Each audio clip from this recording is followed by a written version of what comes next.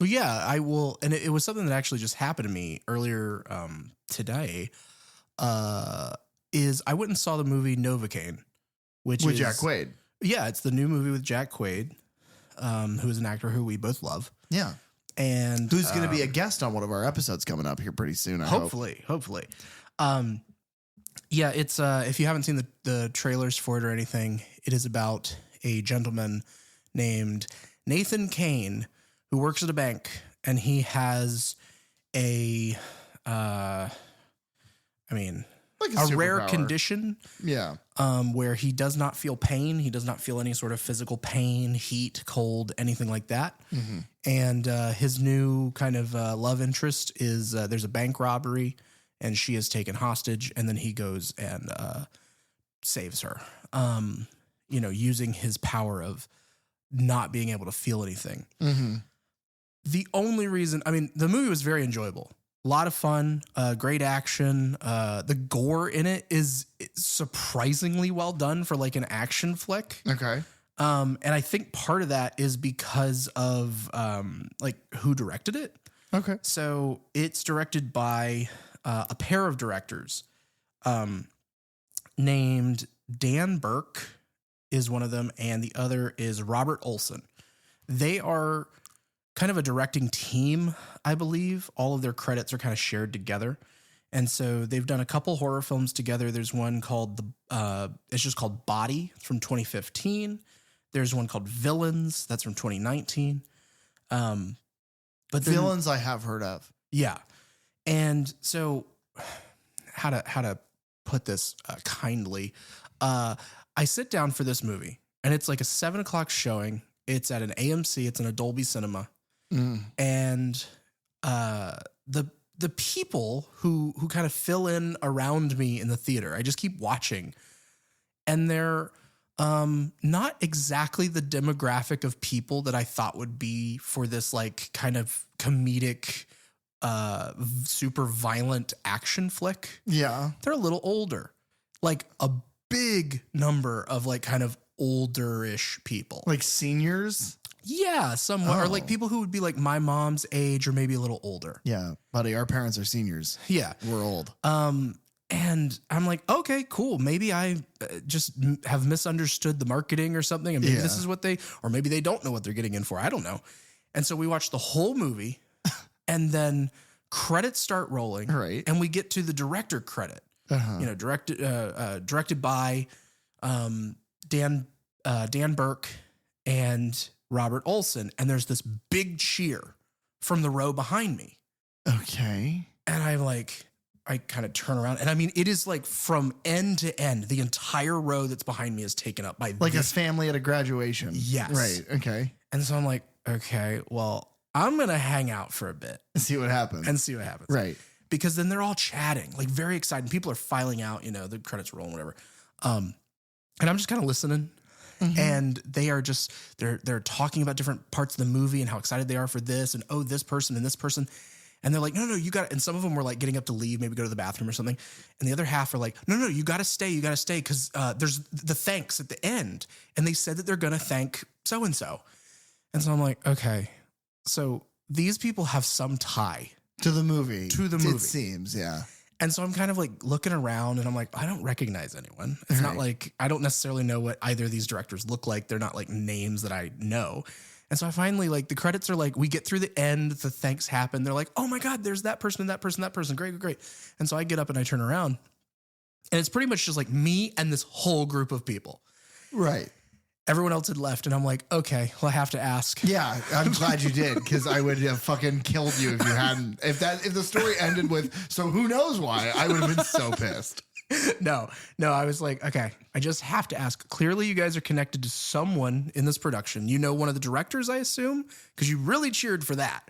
And they're like, yeah, Dan Burke. I'm his mother-in-law. Oh. And so it's like director Dan Burke, his mother-in-law was in the screening of Novocaine that I was in. And then it was like all of their family friends who I guess live in the area. That's so weird. And they were so excited. Yeah. It was so cute to witness. I think about if I directed a movie that was this big, Yeah. had this much marketing and my name was attached to it, I'm sure Carly's family would be super excited about that. Yeah. My family wouldn't be. They would just be disappointed that I wasn't the lawyer they thought I was going to be. But no, Carly's family would be very happy about it. That's wild. Yeah. I don't know. It was just this nice little interaction with this family group. And it was so funny because they were just like, well, what did you think of the movie? And I said, oh, well, I love this and I love this. And they were just like, see this. And like some of the older gentlemen are just like, see, this is the demographic. This is the people that he makes these things for. So this is perfect. This is perfect because I made an aside that Jack Quaid would be a guest. It's just like I'm vision boarding. Yeah. Right. Yeah. But here's the thing. You have an in. You got a number. Right. Correct? Yeah, I definitely got a number. If you didn't, man. No, what's funny is that one of these ladies that had watched the movie Right. was just like, oh, well, because I said, oh, no, I looked up the directors in this and I actually have a couple of their movies that are on my watch list because I do. Body has been on Shudder for a while and I've been wanting to watch that the last couple years. And they were like, oh, well, you should check out if you like horror and stuff because that's what he likes. You should watch Villains. And I was like, okay, I'll check out Villains. And they're like, oh, well, are you in the industry or anything like that? And I'm like, well, no, I work elsewhere. I do, what I do. I'm just a big movie fan. I'm just here all the time. And so, yeah, it's just super excited to kind of meet somebody. And it's like, I mean, tell them a random dude from Tampa gives him best. Dude. And one of the ladies is just like, well, do you mind if I take a picture and send it to him? I'm like, sure. And so I just like gave a thumbs up and she took a picture of me and I assume is going to send it to Dan Burke for whatever reason. Okay, so you need to reach out to him. Yeah. Wherever. Yeah. Like on Blue Sky or whatever. Yeah, I'll find him somewhere. Reach out to him. And then so that's the link, right? Is that you get in with Dan Burke's mother-in-law.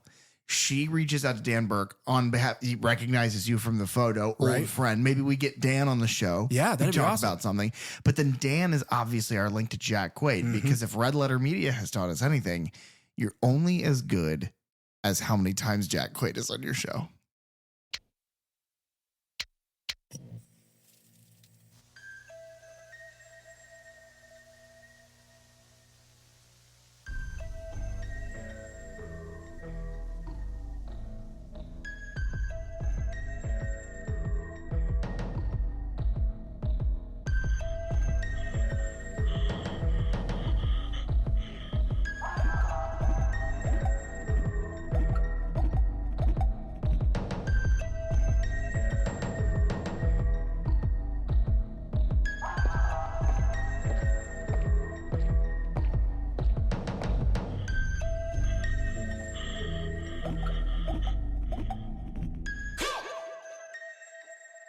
Good evening and welcome to the Curse of the Third Channel podcast.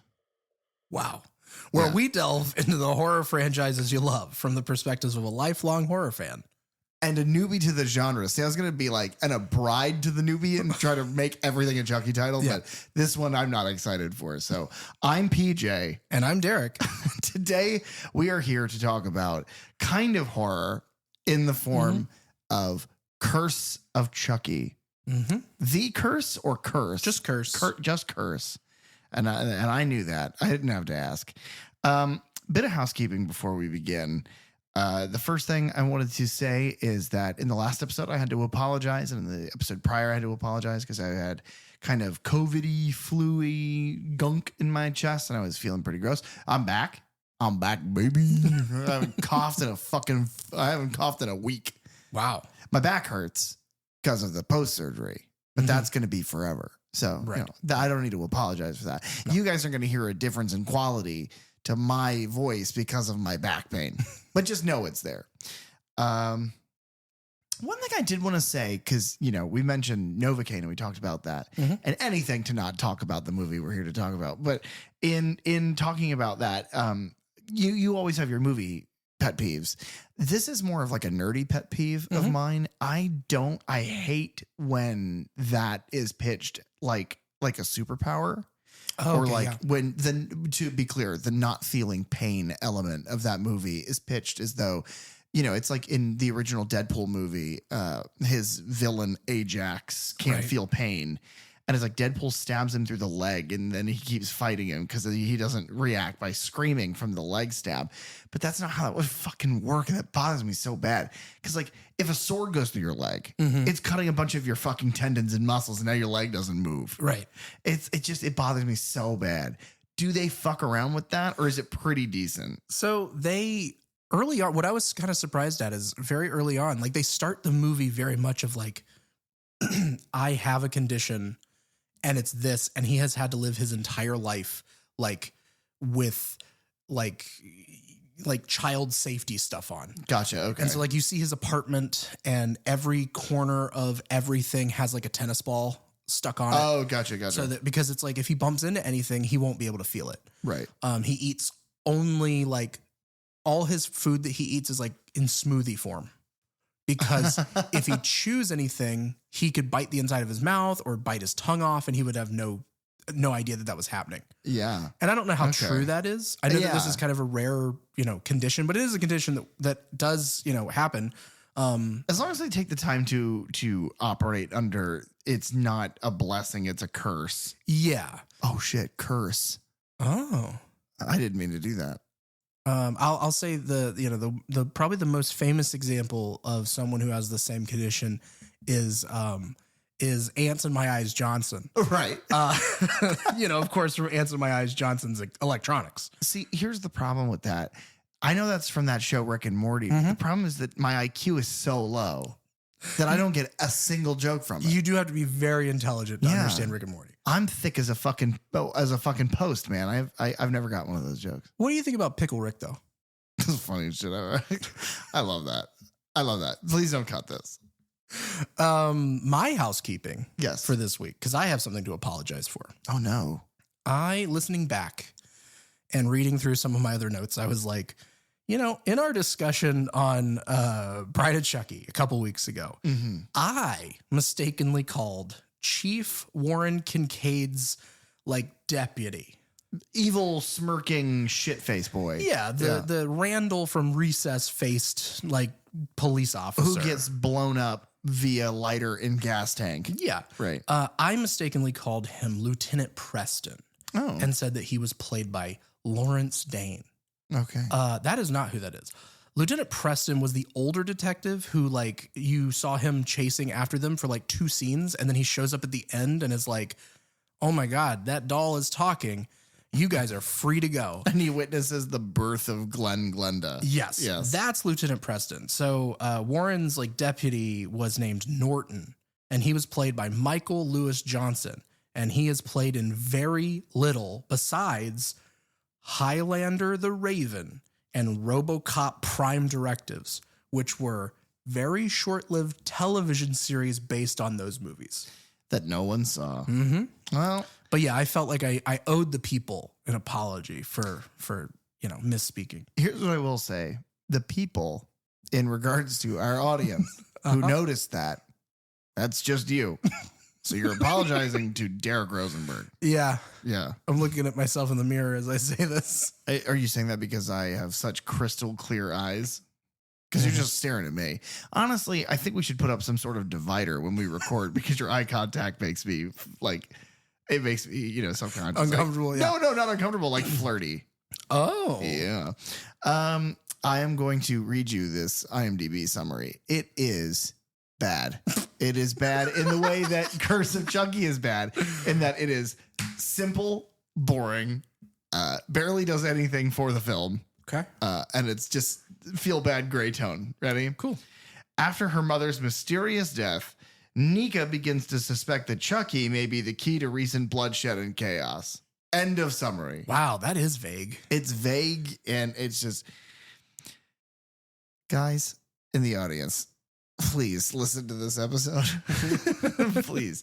I worry about this one because I have watched, every time we preface with this episode's gonna fucking suck. We as recent as Bride or as Child's Play 3, we were worried that it was gonna be boring because we didn't really like the episode. We had the same issue with Scream 3 and Scream 4, and we've had to preface with we don't really like this movie. But then we watched them, and typically the conversation's no, it was better than I remember.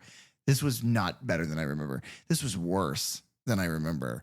This is the worst one so far that we've gone over. I don't have a lot of positive to say about it. I have very little positive to say about it. Derek's an optimist. I am an optimist. And also, I'm gonna shock you. I didn't hate this. I didn't hate it either. Hate is something that I reserve for very specific things. I find almost no reason for this to exist, and it's not redeeming in any way. I find this a very interesting movie, but I did enjoy it more this time than the first go round. Well, one, it's because I for me personally, I think it's because of the continuity that it connects to once you get to it. I think that has a lot of you have now seen every part of this series, at least the ones through. Mm-hmm. So going back through and watching it again kind of afterwards is easier to appreciate the detail of it, and details of things tend to be your jam. Yeah. But for me, it was like, no, yeah, I knew these details going in. It was the first time too. This is a franchise that I watched in order, and it was just like, well, no, it's still not good. Yeah, I don't think I had as big a reaction the original time watching this like 2 years ago, because I hadn't seen Child's Play 1, 2, and 3 for several years prior to that. Gotcha. And so they weren't fresh in my head, and so the little references they didn't catch. And then whenever we get to like the kind of the reveal of the after credits scene and who shows up there, right? It didn't mean as much, because it was like, well, I don't recognize that person because I haven't seen those movies in years. Sure. But watching them like this, where we've watched them multiple times over the course of the last several weeks, months at this point, I don't know. I found it more enjoyable and still puzzling in a lot of places. Right. Some of the decisions made, I'm baffled by. Yeah. But I didn't hate it. Yeah. If it's not been made clear, I think this is a fine detail to share. Our logo, Carly made our logo under her business, her kind of creative title, Belle DeVelle, where she has like a social media platform. Typically she talks about film Easter eggs, but sometimes she makes little, funny things that are good lists or responses to comments and stuff. Well, one of the videos that she wanted to make was she filmed me in its entirety reacting to the Twilight film. We haven't gone through the series because I've basically refused. And every time I bring it up, like, are we doing this again? She's like, honestly, I can't get myself to do that. The first one's fine. But I watched the whole movie, and the takeaway from the movie cinematically is that the whole thing is uninteresting. It's boring as hell. It's uninteresting. Everything, even the most dynamic action shots of that movie, because somebody took like varnish and painted over it and made it like this disgusting muddled like green gray color. It's just, they're in a fucking high school, which are famous for like, public schools are famous for those like creaky fluorescent lights that burn your eyes, and it's still just like dark and dingy. And that's the whole of Curse of Chucky is like, well, it doesn't matter how anything looks, which by the way, Chucky looks like a fat toddler, and like everybody looks so made up that like they're in their pajamas and a full face of makeup, and it's just a lot of CG shit. But even we'll get to all of that. Right. My biggest problem is that it looks like puke. It's just gross. And I have to watch the whole fucking thing because now we do this. Yeah. So I have to sit and watch the whole thing twice in a week. And it's just like, please, somebody. Technicolor was so long ago. We know how to use colors in movie. Look at Avatar. It's pretty because of the colors. You can't have bioluminescence in black and gray, Don Mancini, you bastard. Curse of Chucky. This one's a little, this will be the first for our movies that we've talked about. This one went straight to video. Oh my God. Did not have a theatrical release. That's right, ladies and gentlemen. Next, we're going to cover Aladdin 2. The Return of Jafar. Yeah, all of the VHS movies. Yeah. So its release date, it has several for the different things that it was kind of released to. August 2nd of 2013 was the Fantasia Festival, which is a film festival. You have September 24th of 2013 was released a VOD, which is video on demand. And then October 8th, 2013 is whenever it hit DVD and Blu-rays. Like you said, it's directed and written by Don Mancini. It's still produced by David Kirshner. Jesus Christ, this movie is 12 years old. Mm-hmm. Cinematographer is Michael Marshall. Okay. Michael Marshall has worked on Ginger Snaps Back, Wrong Turn 4. He shot 25 episodes of Todd and the Book of Pure Evil, which is kind of like a horror comedy show. Joyride 3. He shot an episode of the Hannibal TV show. I need to watch that. Yes, same. I've heard amazing things. He is the DP for both Curse and Cult of Chucky. And then he worked on the TV shows Killjoys. He did 6 episodes of Netflix's Lock and Key. Gen 5, which is the Boys spinoff series. It's edited by James Koblenz. He was the editor for a movie called Runaway, which was directed by Michael Crichton.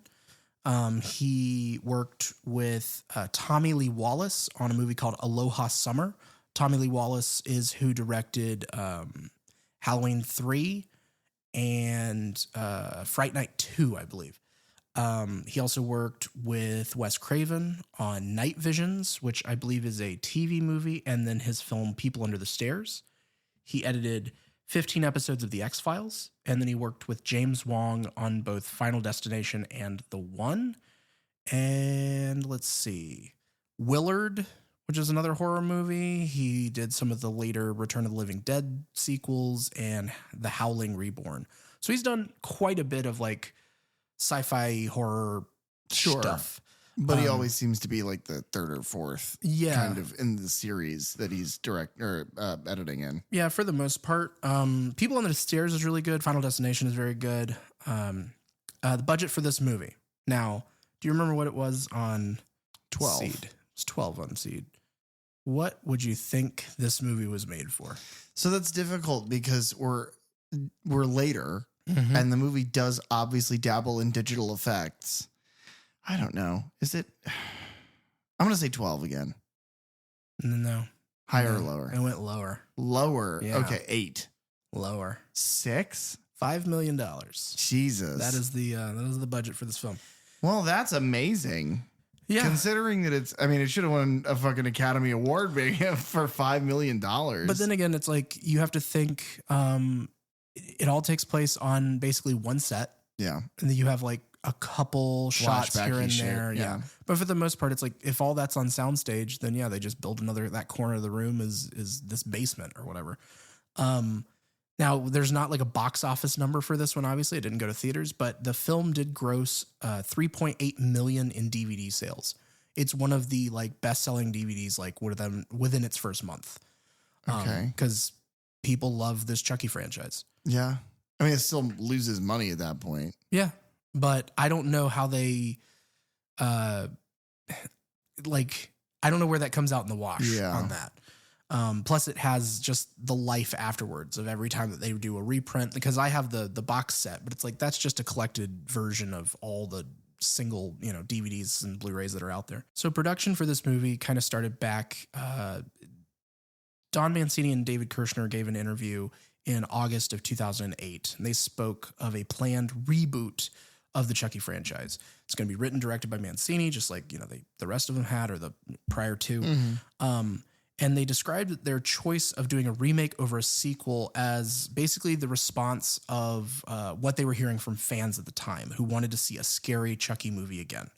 Kind of go back to what the straightforward horror was of the Child's Play films and not so much the horror comedy of the last two. In a subsequent interview, Mancini, he also described that the remake would be darker and scarier, kind of a retelling of the original film, but one that has new twists and turns, but not straying too far away from the original concept.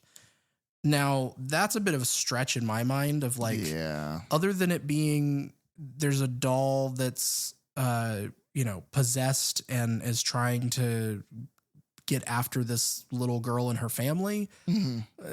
It's not like it's a retelling of the original. Right. Because every movie in a franchise like this is the same over and over and over again. It's just why and where and to whom typically make it a different story. So I don't know, that's just a weird quote for, the way I read it, at least. At a 2009 horror convention, Brad Dourif, he confirmed that his role, he was coming back for the remake to do the voice. Cause I know that that's always like the fear with any of these sorts of things. Like whenever, they're going to make a new Freddy movie. It's like, well, is Robert Englund coming back? Cause otherwise we don't want it. They're doing a new Batman thing. Oh, is Mark Hamill the Joker? Right. So, those sorts of things are very important. And so then there was a Mad Monster Party horror and sci-fi convention, and the cast and crew from the original film confirmed that a remake and a spinoff were in development. That Don Mancini and David Kirshner were working on a sequel that was then titled The Revenge of Chucky. Ever since about 2007, Don Mancini had wanted to remake Child's Play with Brad Dourif reprising his role. And apparently on the DVD commentary of the original movie, he said that he wanted to kind of explore and satirize, the toy market of the day, and lead paint and exposing kids to that sort of stuff. So in 2011, Mancini had seen the negative criticisms of the recent remakes of like Nightmare on Elm Street in 2010. And so that made him basically change his mind to say, let's not do a remake, but instead let's kind of do a reboot and make it back to being a scary movie, but not having to necessarily it. And then once you see what the movie ends up being, it's like, okay, we kind of get to have our cake and eat it too, in a way. Of like, he gets to do his little reboot as if like, you don't have to know anything about the other movies. And then you have a big reveal where it's like, no, this is still the Chucky that we know and love. And all of that matters. He got to reuse some of the things that hadn't made it in previous ones. And I'll talk about that a little bit more once we get to those scenes in the movie itself. Filming began in early September of 2012. This was shot in Winnipeg, Manitoba, Canada. And it was like I want to say it was like a 30-day, maybe a 60-day production cycle. That's all they were. That's all they were doing.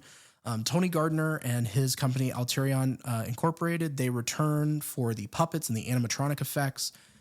Tony Gardner, we've talked about several times.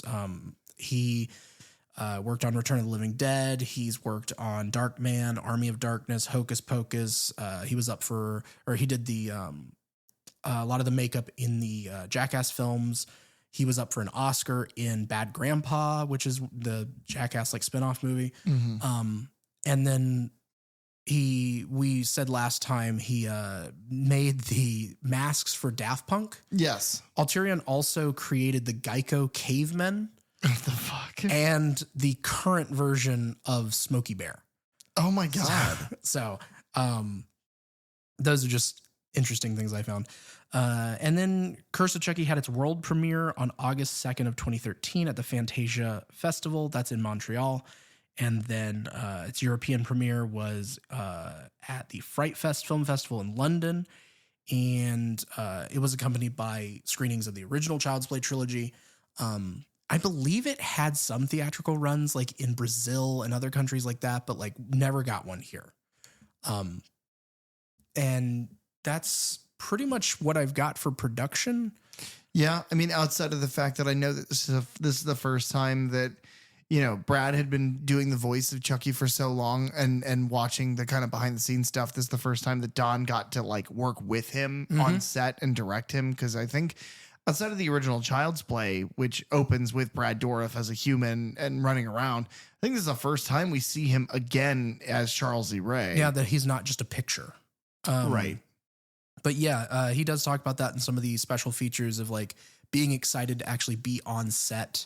It's also his first time kind of getting to work with Don Mancini Don wasn't directing at the time of Child's Play; he had just written that movie.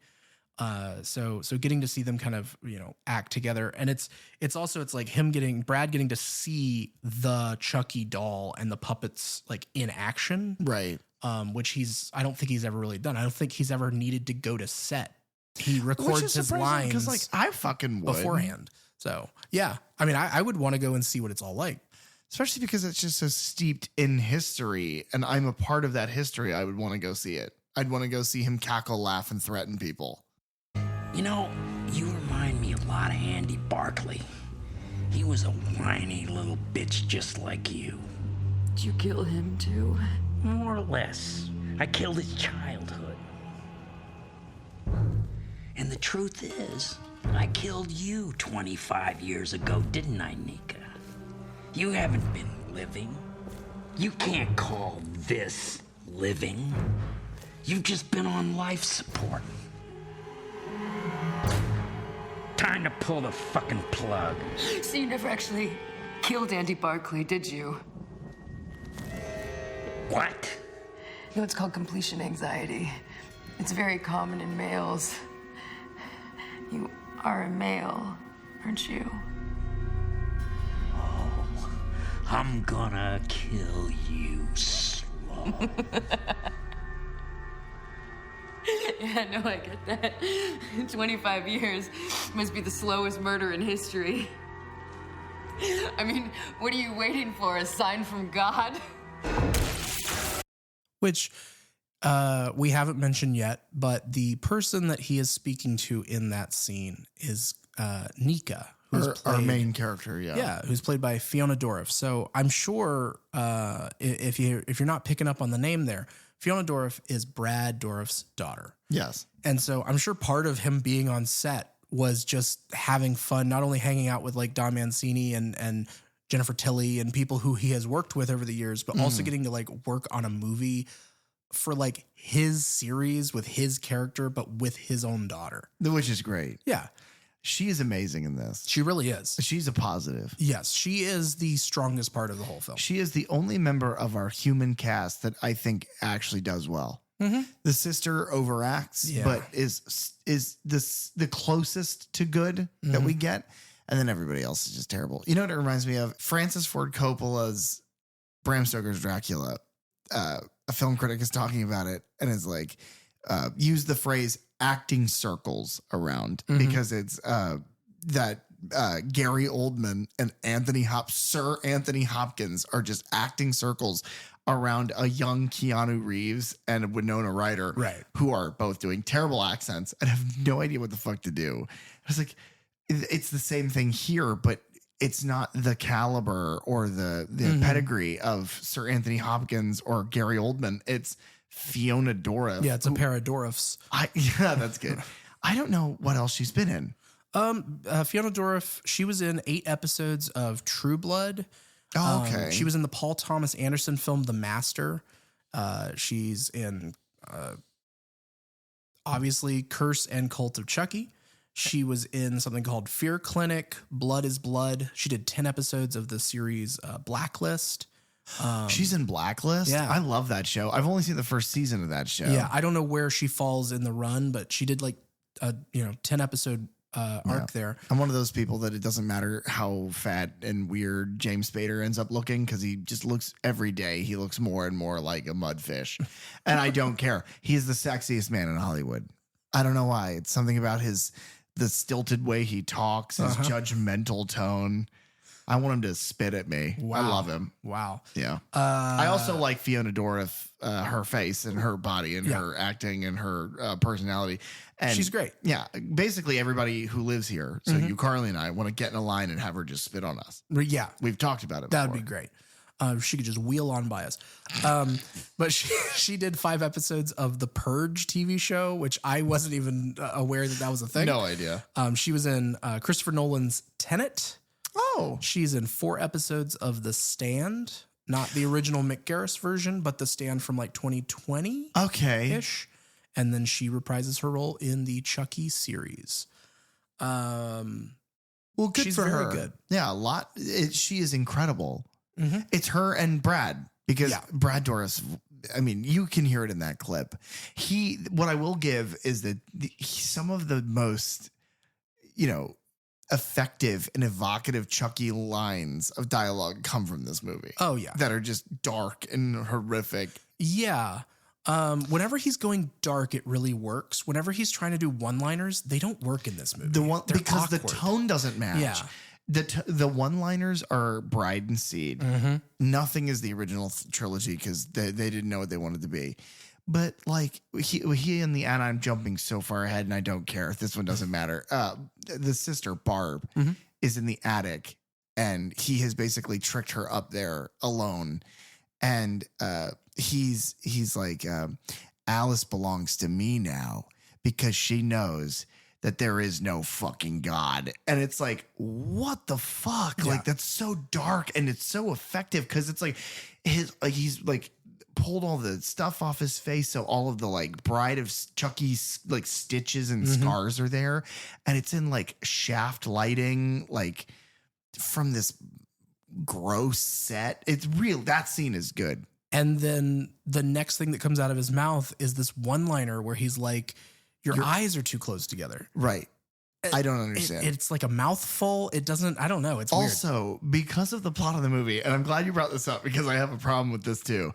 Because of the plot of the movie, it's like you have your mother's eyes and they were always too fucking close and he stabs her in the fucking eye. But per the story, he kidnaps that woman's mother, right? Impregnates her, I assume. Or is she already pregnant? I think she's already, no, she's already pregnant when they meet at the picnic. Right. It's just, you would imagine that Brad Dourif's character in the movie would then have a daughter that is Fiona Dourif, but whatever. Right. Whatever. It's just coincidence. But, he's like, he kidnaps this woman and he's like, we're a family now. It's like, you're going to kidnap. Maybe I'm putting too much logic on a serial murderer and kidnapper and assumed rapist, but like, maybe you're going to kidnap. So you're going to go through all that trouble of kidnapping somebody and you don't like their eyeballs. I don't know. The integrity of this movie is just out the fucking window. Yeah. From the from the jump, because somebody as beautiful as Fiona Dourif is flabbergasted that long-necked weenie delivery driver is hitting on her. Like, you deserve better than that. Yeah. Fiona. That is one of the least believable parts of this entire film, and it's right off the bat. A delivery truck pulls up at a house in the middle of nowhere, from what it seems. And it's like a country home. Yeah, it's like an old Victorian. But like gets out with a giant, package in a paper cover. Yeah. Hands it off to Nica.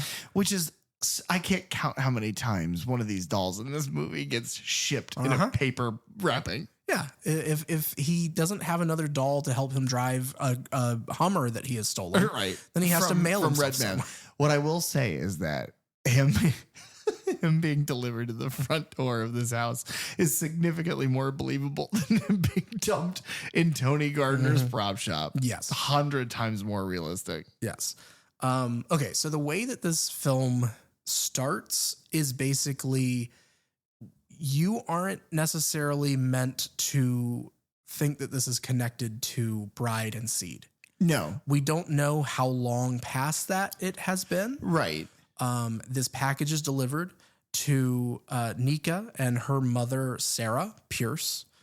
Sarah is, she's played by Chantel Quesnel, who played Miss Carlsville in an episode of Goosebumps. Okay. By the way, it's Quiznos.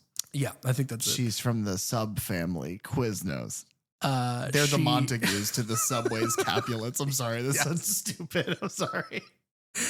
She was also in George Romero's Bruiser, and she was in the series Blue Mountain State, which was like a college football like frat show, and she played Pauline the Cougar. Oh God. Yeah, I don't know. I was just looking for anything.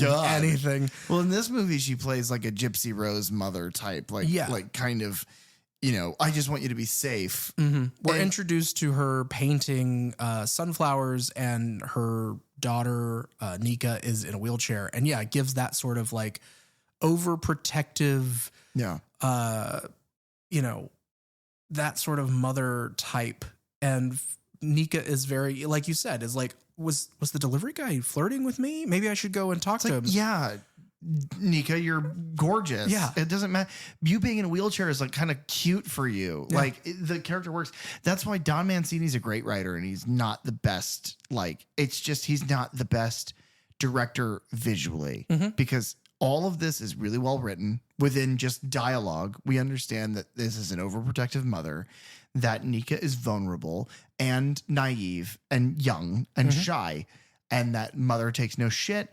Also, the mother dies very early on because, spoiler alert, immediately after this, it's assumed that after they open the package and it's Chucky, the Chucky doll waits until the nighttime and then he murders her mother, Nica's mother, her main character. But all of that is perfectly fine. It's a perfectly good scene. Sets our character up for the whole movie. If it didn't look so fucking boring and it wasn't so robotic with delivery, then it would be great. But that's going to be the theme. That's the through line through this whole movie is the story that's being told is fine. The way it's being told is boring and completely unbelievable. Yeah. There's, I mean, just some odd choices. Like you said, she opens the box and it's a good guy doll. Yeah. But it's pristine. And so that's what I mean by like, we don't know when this takes place or if it's connected.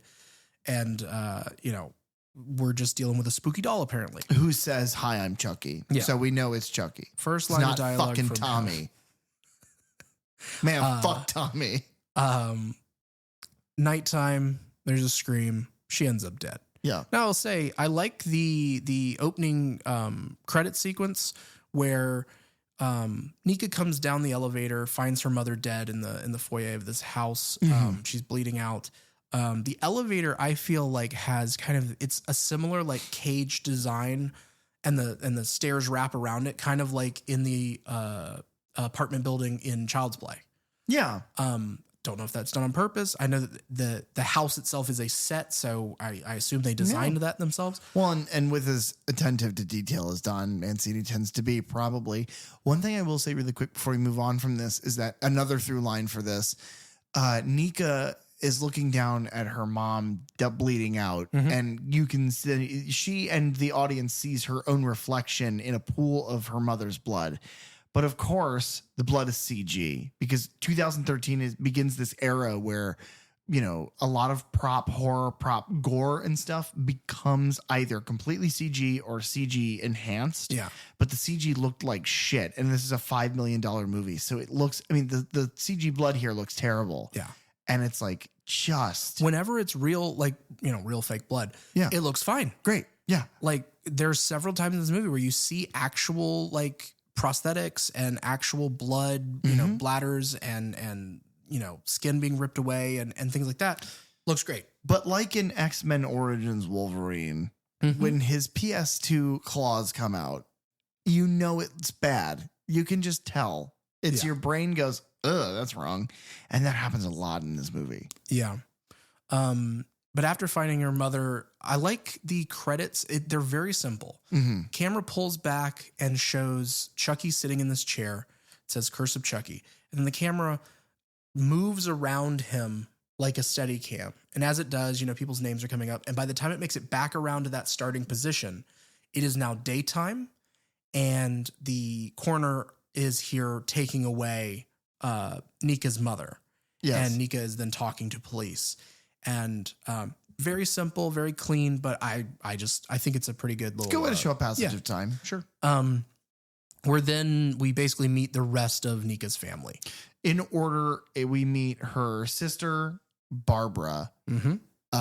Then I think in comes the rest of the family, which is the father, Ian, the child, Alice, and the babysitter, Jill. Right. With the priest. Now, you and I talked about this, and then we talked about the fact that we do this on the show a lot, and I'm fine to continue doing it because I think I enjoy doing it more than I enjoy talking about this movie. You asked a very good question, and I'll reiterate that question. Whose priest is this? Did they fly him in? Is he local? If he's local, why do the not local people know him so fucking well? So he's got to be, from things that they talk about in the movie, he's got to be local. Because we learn later on that he is one of the cops' alcohol sponsor. Yeah. Sponsors. Okay, fair enough. So he lives, and like you said, he has a car, so he lives close. Yeah. What I will say, the rest of the family flies in. We know that. Yes. What I will say is that he lives close, and they mentioned several fucking times in this movie that it is taking place in Chicago. So we're back to fucking Chicago now. That's where they meet Charles Lee Ray. That's where all of these things have happened. He leaves their home with their mother kidnapped, and that's the day. And we'll get to this, but that's the day that he gets into the Chucky doll from Child's Play 1. Is the flashback events of this movie happen at the same time as the prologue events of Child's Play 1. So that means it's happening in fucking Chicago. Right. Which is then weird because I noticed on this last rewatch that at the very end, whenever you see the cop car, it has Rhode Island plates.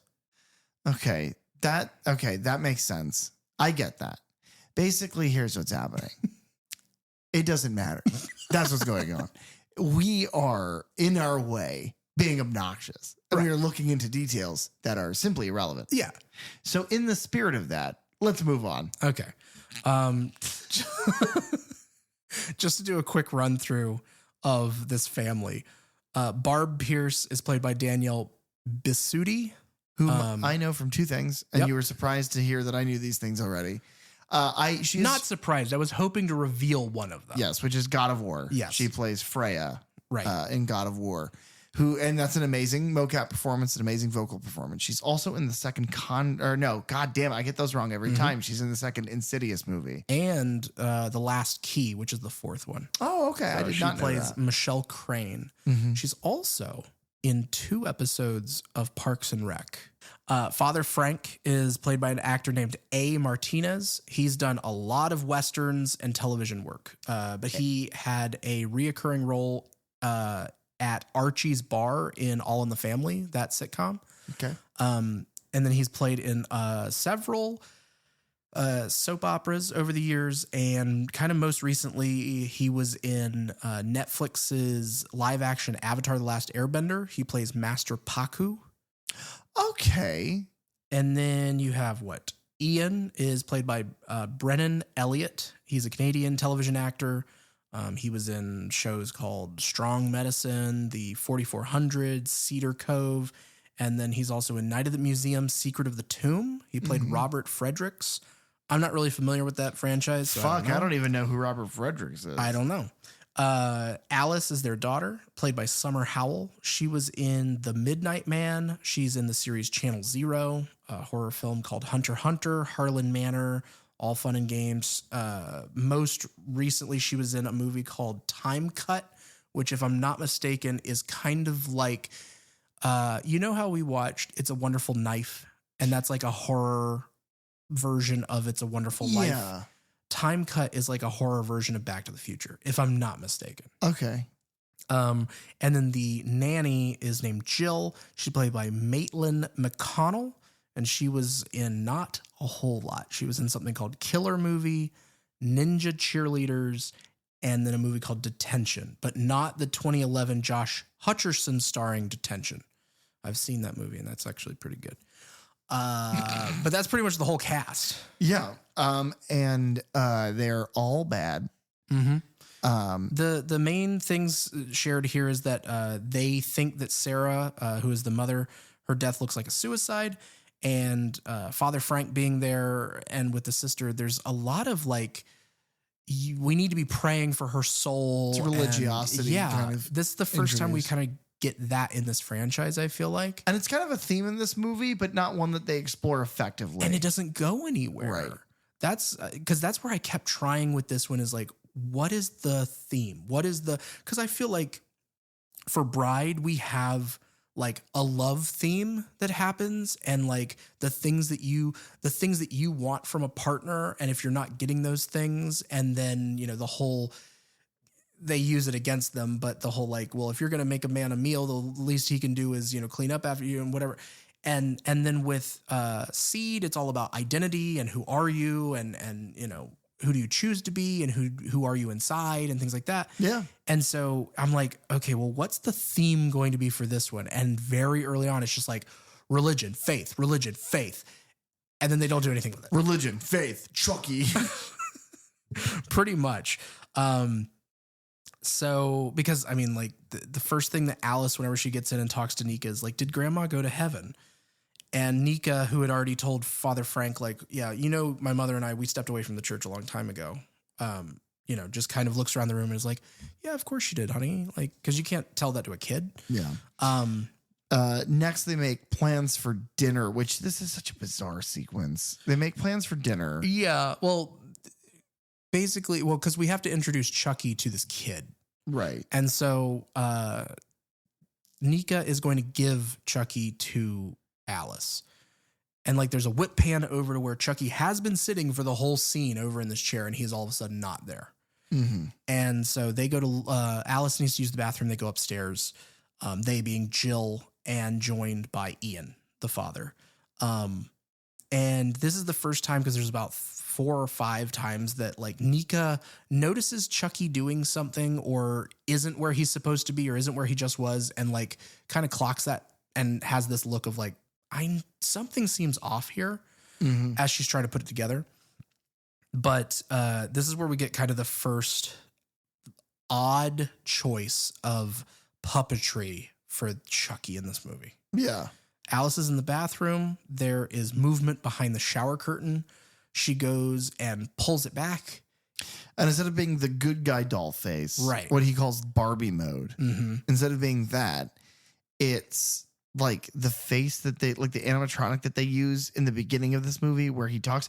Another thing to mention is we've now pulled this Band-Aid off.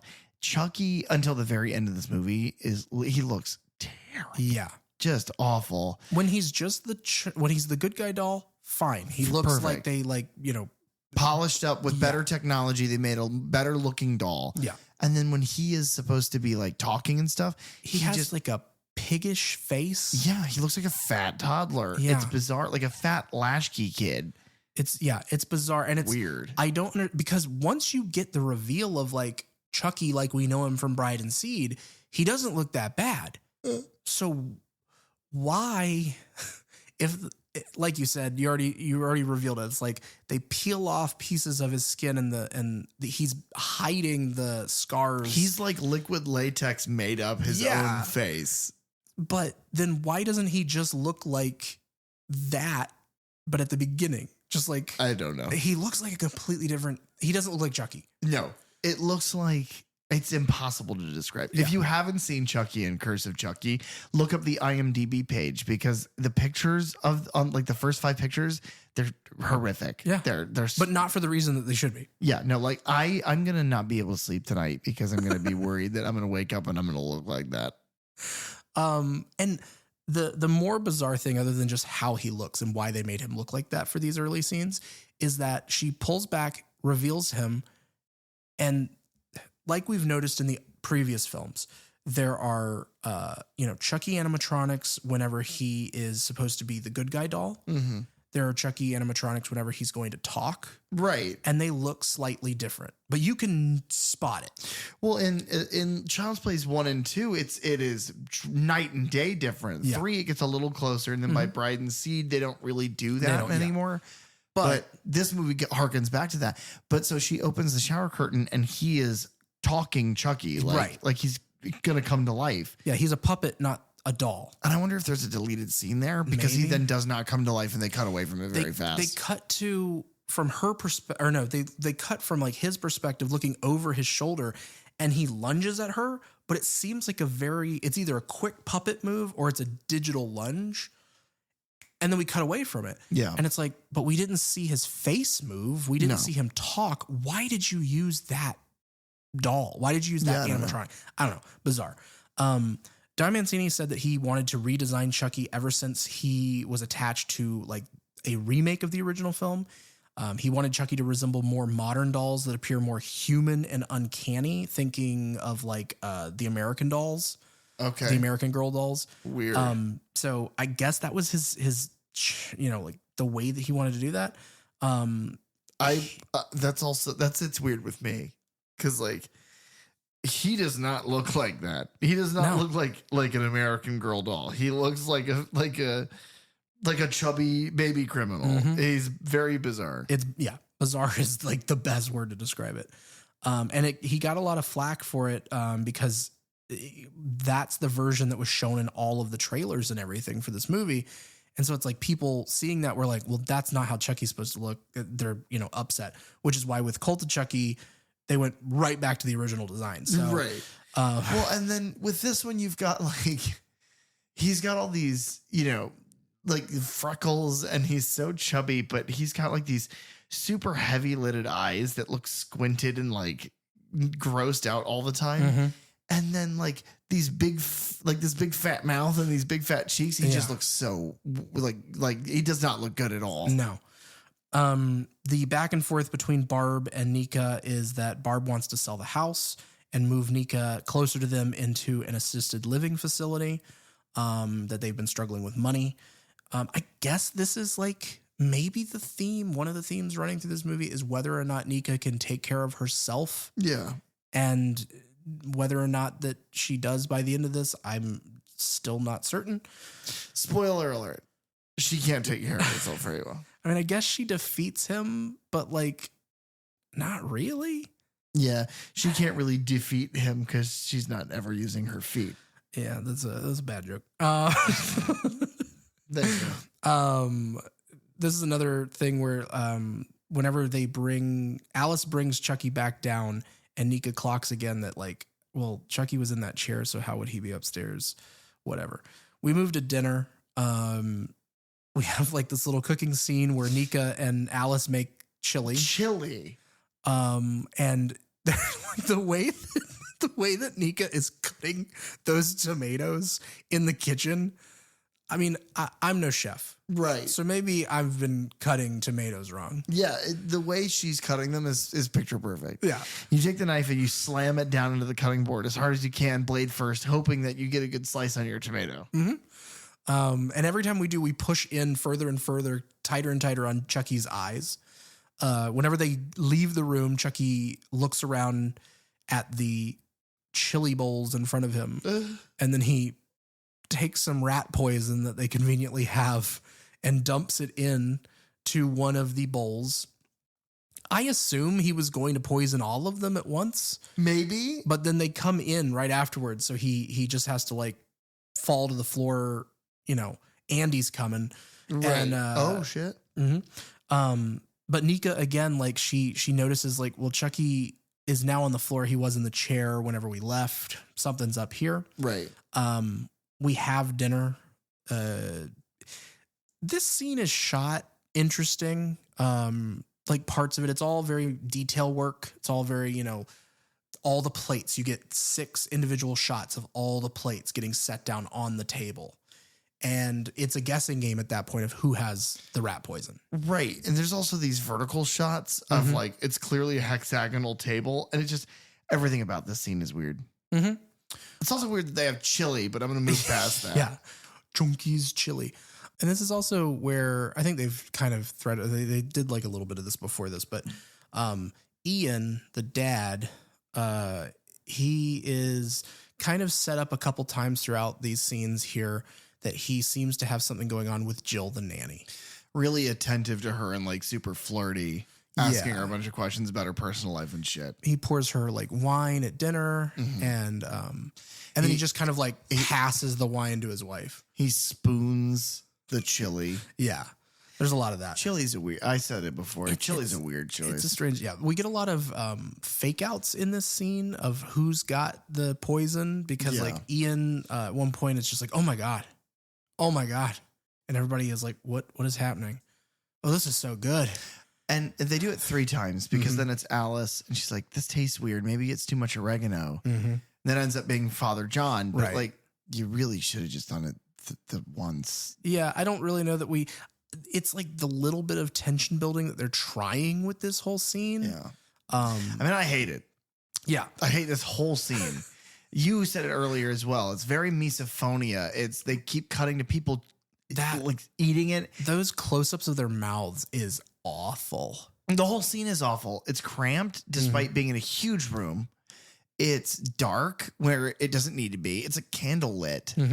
And the food looks disgusting. It's like from a bag mozzarella cheese dumped on top of what is essentially the tomato paste that Lunchables use in their pizza Lunchables. Yeah. Having a 12-year-old, I know about the consistency of Lunchables. And let me tell you something. That's Lunchables. Father Frank does begin sweating. He apparently is the one who got the poison chili. Yeah. And he immediately is like, I got to get out of here. I got to get out of here. And everyone's like, all right. And this is where I don't understand. Don't fucking get it. Because everyone's like, oh, are you not feeling well? And he's like, no, I'm fine. Who fucking cares?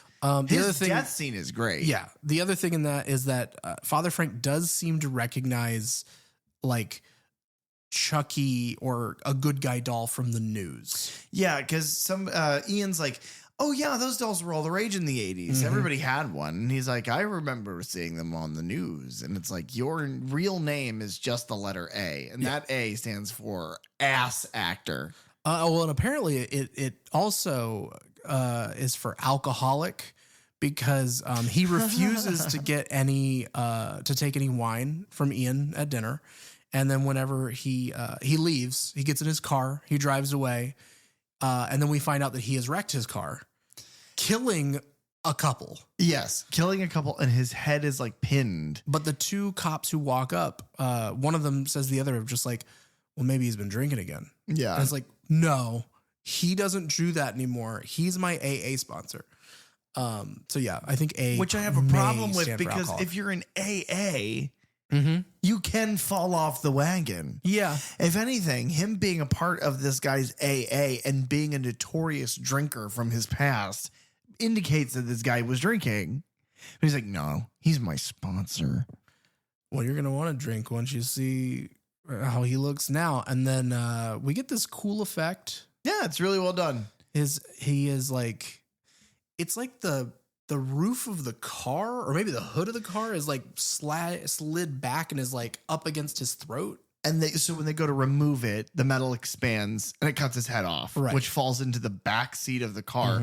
Whole thing looks great. Yeah. Blood sprays the cop. Yeah. Great sequence. Back to boring shit. That's the problem. It's one of the few scenes that take place outside of this house. Yeah. And it's like a road. Yeah. Like they didn't need a permit for this.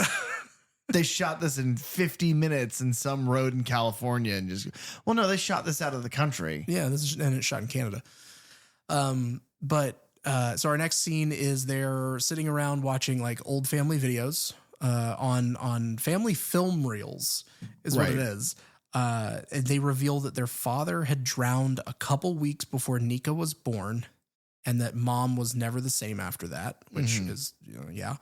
And then you see a strange man in their family videos wearing a Hawaiian shirt, sunglasses, and long, scraggly hair. He looks an awful lot like Wormtongue from Lord of the Rings. He also looks a strange bit like Legion from The Exorcist 3. Well, and so we did this bit in a previous episode. Sorry, audience. Yeah, still unclear where they are because what they say is that that's some neighbor back in Chicago. Right. So did they leave? Yeah. If they did leave, did they go to fucking Jersey? So maybe the Pierce family originally lived in Chicago. Okay. And that's where Barb and Ian and Alice live.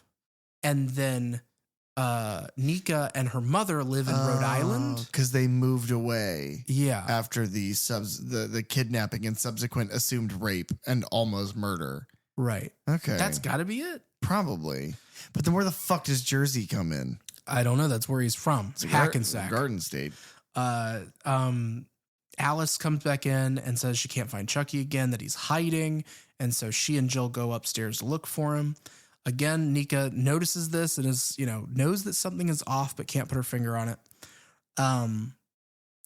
It is storming outside at that point. Yes, very badly. And the phones have been knocked out, both the landline and her cell service. She checks the landline and it says nothing. And then immediately she checks her phone and it says no signal detected, as though that's supposed to answer why the phone doesn't work. Yeah, I guess. It's, what were you saying to me in a rewatch about the rain?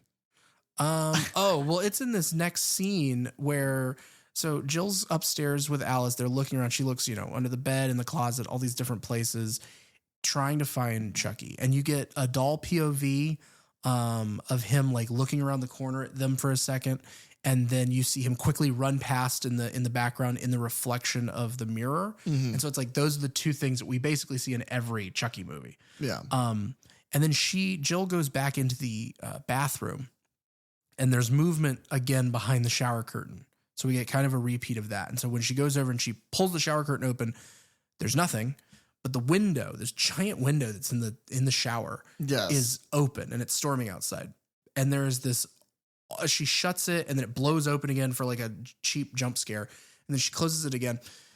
But the rain outside is just this cheap looking. It's this terrible looking CGI water, like rain effect. Yeah, it looks like just a plug-in that you would put on. And rain. It is so bottom of the barrel, like the computer stuff, the visual effects that go into this that aren't practical.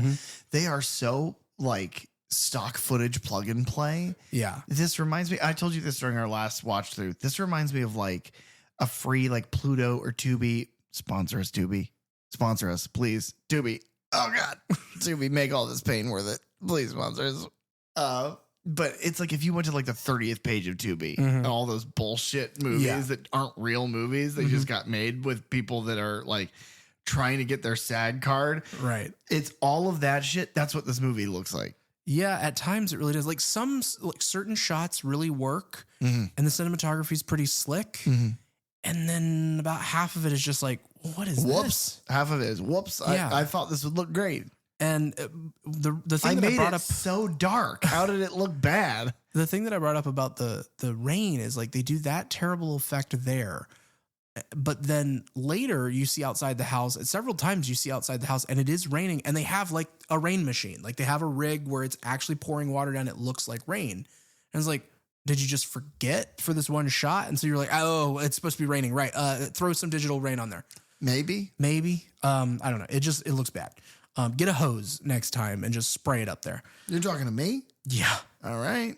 Next time I make a Chucky movie, I'll get the hose. Alice then,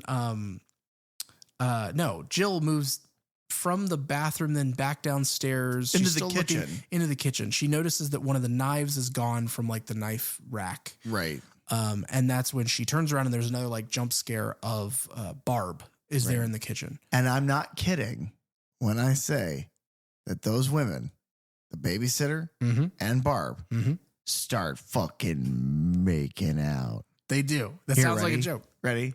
Boo, boo,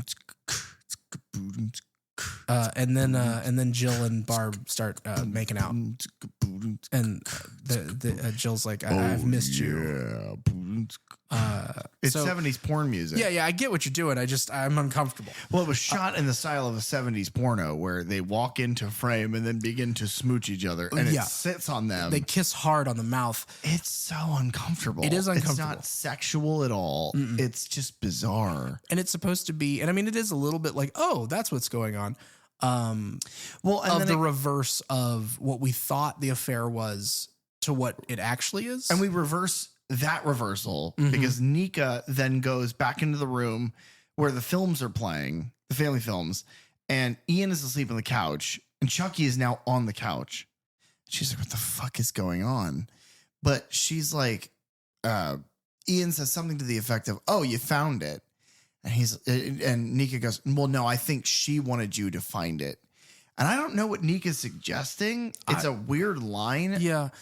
Because I take it as maybe Alice, like maybe Nica believes that Alice, the girl, right, like found Chucky, brought it back down here, set it beside her dad sleeping, in the hopes that he, whenever he wakes up, would be like, oh, I found Chucky, and bring it up to her. Because they have that chat of like, yeah, I do kind of neglect her. I'm not around all the time, and I'm very tired when I am at home. It's like they want to do a lot of character stuff in this moment. But where the character stuff in the beginning that I think works well was natural and like sort of expressive. This isn't. They've lost that line. None of these people have characters. Dad is, abused house husband, and wife is high collared, businesswoman, but also church woman. Yeah, very religious church lady. And they're broke, but they're apparently from money, but because the family they can pay isn't. a nanny $400 a week to take care of their kid. And you've got like the dynamic reversal of the fact that it's the wife cheating on the husband with the babysitter. And they're doing all of these things, but none of them mean fucking anything. None of it pays off. None of it matters. The only way that it pays off is the unfortunate next death. Yeah. Which is the babysitter. And I guess that's why they would do. That's the problem that I have with this movie is, aside from the look, the narrative, you don't need any of these fucking people. Granted, it'd be boring to have the one person, but like you could bring in some friends of the family or whatever. You don't need all of like the religiosity and the weird dynamic like tension between the sisters or then the husband. And you don't need any of that. Yeah, it's basically to create these few moments where they have arguments back and forth between either, like you said, the sisters, the husband and wife, or then eventually Ian and Nica as they're running around trying to escape. What you need is somebody to sit and calm your protagonist. It's the only way the movie is going to work, because Nica's smart. She's shown to be intelligent, and she's shown to be, perceptive enough that she's picking up the fact that Chucky keeps disappearing. But the thing that pisses me off is that she's noticing that and nobody's going, well, it's probably this. It's a doll. What is it really going to do? Yeah. No one's doing that in this movie. She is basically to a sleeping husband going, oh, well, I guess she wanted you to find this, and is making her own excuses. But like, I don't know. I think this genre specifically, where like the unconventional killer, I think you need that character. Which in this movie, if I was writing it, would be her friend who came to help her now that her mom is dead. Where there isn't some weird beef or shitty attitude, and it's all just kind. And that person would work as like a secondary, like a Samwise, and be like, oh, well, she probably brought it down here because she wanted their dad to find it or whatever. And so the main character goes, oh, yeah, okay, that makes sense. Yeah, you've come up with a rational thing. Right. Her being paranoid, then disabused of that paranoia from her own rationale, then paranoid again, it's like whiplash. Yeah. And then the whole time those women are just, tasting each other's teeth in the kitchen. Yeah. Nica takes Chucky at that point, and she's going to take it upstairs to Alice. It's a gross phrase, isn't it? And yeah. And so the thing that I noticed on this last rewatch, because like I think the other day watching this, I'm like, this is familiar, but I don't know exactly where. And then it hit me all of a sudden. In this one. She's riding the elevator up, and the score that plays during this, like I had to pause it and pull up the soundtrack like on Spotify to play for you. And I thought like, okay, it's going to be similar. What was it? We said it was in Bride of Chucky where they play the love theme between Chucky and Tiffany. Seed of Chucky. Is it Seed? Yeah. Okay. And it was like, holy shit, they're going to get fucking sued. Because this is no, I think it is in Bride. I think it's after they do the kill and they look to each other in the honeymoon suite. And they look to each other after the mirror has crashed. And it might be. I died. thought it was in Seed whenever they decapitate Tony Gardner. You know what? It might be both. It could be. The thing is that the love theme that they play between Chucky and Tiffany is so fucking close to the love theme in Empire Strikes Back in Star Wars that it's like, oh man, you're going to get sued. Here we go again. Yeah, because this is, it sounds eerily similar to the title track from Suspiria. It's like the same rhythm. It's the same instruments. And the Suspiria score is like famous because of it's a Goblin score. So there's a group called Goblin. They worked a lot with Dario Argento, and they did a score for George A. Romero's Dawn of the Dead. Right. For Dario Argento did a cut of that movie. Anyway, but it is a very famous score, and it's a score like I could sit and listen to that score all the time. Yeah. This is the first time I heard it, which I think helps your argument because it's the first time I heard it, and I dabble with music. Dylan, who's gotten a lot of play on this podcast. I can't wait for him to guest. And I can't wait for you guys to meet Dylan. You're going to fucking hate him just like I do. Every time I see him, me and him strike each other with our necks like giraffes. But, no, Dylan fucks with music. I fuck with music. Alistair does as well. We kind of come from a musical family. Yeah. And so it was just like, oh God, that's the same exact rhythm. It's like, it is alarming how close that is. So it also plays over the closing credits. So you get another chance to hear it. Whoever owns that Suspiria theme, we got you a lawsuit. So I don't know what the statute of limitations is about that. Yeah, I don't know if statute of limitations applies to copyright. Yeah, I have no idea. Nica, I thought it was a full blackout, but no, it's just the elevator breaks. Yeah, and the lights go out in that room, right? Because the lights are on in other parts of the house. But say, this is a movie pet peeve of mine. We've gone over yours a handful of times, but this one pisses me off so bad. You have your killer or, the element of danger is present and visible, and then power goes out. It's like, is it chance? Is it coincidental that this is happening? Or is it suggested that Chucky is somehow, because it is suggested in this film, to me at least, that Chucky is responsible for the phone being dead. Okay. Because if the storm knocks out the cell tower, fine. Is it really going to knock out the landline? Most of those go underground. Yeah. Even if it knocks out the landline, when's the last time you lost cell service during a storm? We live in Florida. In October of last year, we had, right before we started our podcast, we had Hurricane Milton. It was fucking terrible. It tore parts of our roof off. It was terrifying. I didn't lose cell service once. I had fucking the news playing on my phone the entire night. So is that supposed to be Chucky doing that? Well, I think whenever those sorts of things happen, just given the examples that we've seen, that's whenever, the people working in the underground facility, they turn the power off. Oh, right. In that room specifically. Well, no. That's only for Cabin in the Woods movies. This is a house in the forest. Yeah. There's a minor difference, but there is a difference. Joss Whedon hasn't written House in the Forest yet, but when he does, you bet your ass I'm buying a ticket. The point is like, it's a pet peeve of mine because it's like, well, it necessitates this blackout for the plot to continue. It necessitates the phone and blah, blah, blah. But it's like, is it your killer? Because if it is, I'm fine with that. If Chucky, in the moments where he was missing, cuts the phone line, I'm fine with that. If Chucky, while, everything's out, goes outside and snips a fucking thing, like out in the forest or whatever, and then comes back inside, and then they're like, oh, we found Chucky. Oh, he's dirty. I'm fine with all of that. Show that Chucky is methodical. He's a serial killer. I'm fine with him being a serial killer.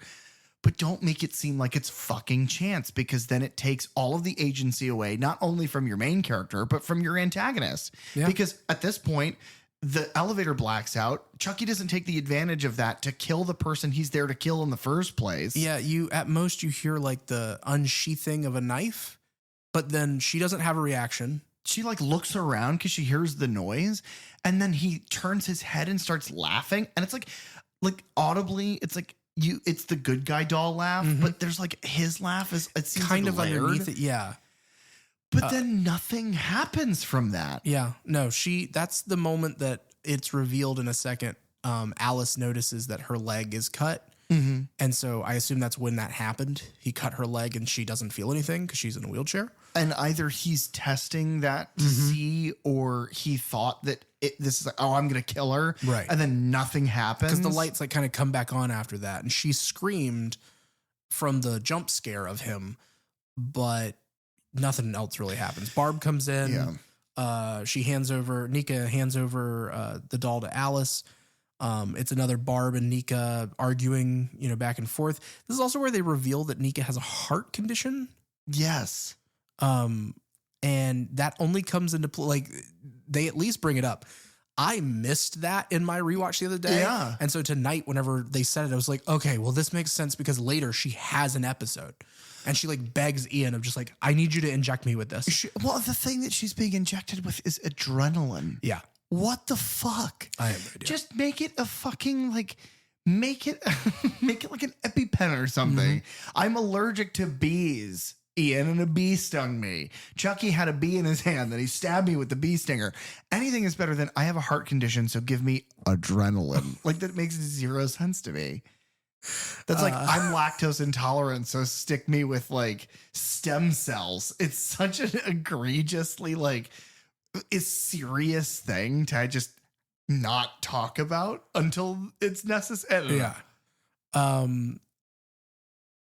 Alice notices that Nica's knee is bleeding during this argument, and then it brings on a bigger argument of like, see, this is why I say that you can't take care of yourself. Right. You know, you're incapable. Which again, doesn't need to happen in this way. Doesn't need to be negative. It could be somebody being like, listen, I want to help you because I'm worried for you. It doesn't need to be, you can't take care of yourself. All of these characters are so fucking unlikable that in a dark, ugly movie, the characters being dark and ugly do not play well. Yeah, that's a good point. It's just fucking annoying. It's like, the more the sister complains to her, it's like she is perfectly capable. She's the only one in this movie that's shown any amount of actual human characteristics. Shut the fuck up. Sorry, guys. I told you I didn't like this movie. You kept listening anyway. The next scene is kind of a throwback to a scene from Child's Play, I feel like. And it's Barb is tucking Alice into bed. Yes. And Alice gives this line of like, Chucky says that there is no God because they've just said their prayers. And Barb is, taken aback by that. I'm just like, why would you say that? It's like, well, and then of course it's Chucky said that. Well, who said that to you? And it's the insistence that it's Chucky. But this movie's, I will give this movie this. It is interesting because it really does look like she's considering what if. It's not, shut up. It's like she keeps looking at the doll like, well, what? No. And it's that moment's hesitation that kind of gives it an interesting element. But it's very similar to that scene in Child's Play when his mom is tucking him in and they have that back and forth. And he says something about like Aunt Maggie died like a bitch or something. Yeah. Chucky said that she deserved it. Like, that bitch had it coming. Yeah. And so it's very similar there of like, you don't curse. And it's like, well, I didn't curse, Mom, Chucky did. It's all that. And then even the same, like, tucks her in, kiss on the head. Well, don't forget Chucky. It's all, And what's funny is in this movie pushes that envelope a little bit because you know what we don't see in Child's Play 1? We don't really see Chucky talking to Andy. Yeah. We see him whisper, like Andy will pick the doll up and put it to his head and then say, Chucky's asking if he can watch the news. But we don't really see Chucky interact with Andy in that dark, sinister way. Here we do get that. It's kind of an immediate scene after. It's shown that the storm is raging really hard. Alice is a child. She's terrified. So she puts blankets over her and she makes like a little fort. And she's like, Chucky. And Chucky again is now he's about to talk animatronic, not the good guy doll. Right. And I will tell you something. Part of my monkey brain wants to see the transformation. It wants to go from good guy to person. But I'm so happy that they've never done that. Right. It's just, it feels like it's a conscious choice of his and it gives him more character. Yeah. When am I going to, they say Barbie mode in Seed of Chucky, but we've always referred it to being a chameleon. It's, when am I going to take this mask off? And that's scary because this is a little girl. As somebody who parents a 12-year-old girl, it's like, I can't imagine if one of her toys came to fucking life. Yeah. And was like it's that was effective because she looks at him. And now granted, he looks terrible. Yeah. Just again, swole. You know what it looks like? It looks like okay, so Elon Musk has an insane body, right? Elon Musk looks like Rob Liefeld's drawing of Captain America, but not muscular, just fat. Like he has weird fat boobs and a big like Cybertruck gut, and he looks terrible. Well, people have said that the reason he looks like that most likely is steroid injections, like hormone growth injections, but without the exercise that necessitates to work that out. It swells you. That's what this Chucky looks like. Chucky looks like Elon Musk. Which is so funny because in this watch through, you were talking about him. You were talking to Carly about him being really swollen. Uh-huh. And I was not paying attention. I was playing Marvel Rivals, which is a good game. Y'all should play it. And you were like, yeah, he's all like pale and swollen. And I went, you talking about Elon Musk? Because that's just the parallel. He looks terrible, but he has this great line where she says, Chucky, I'm scared.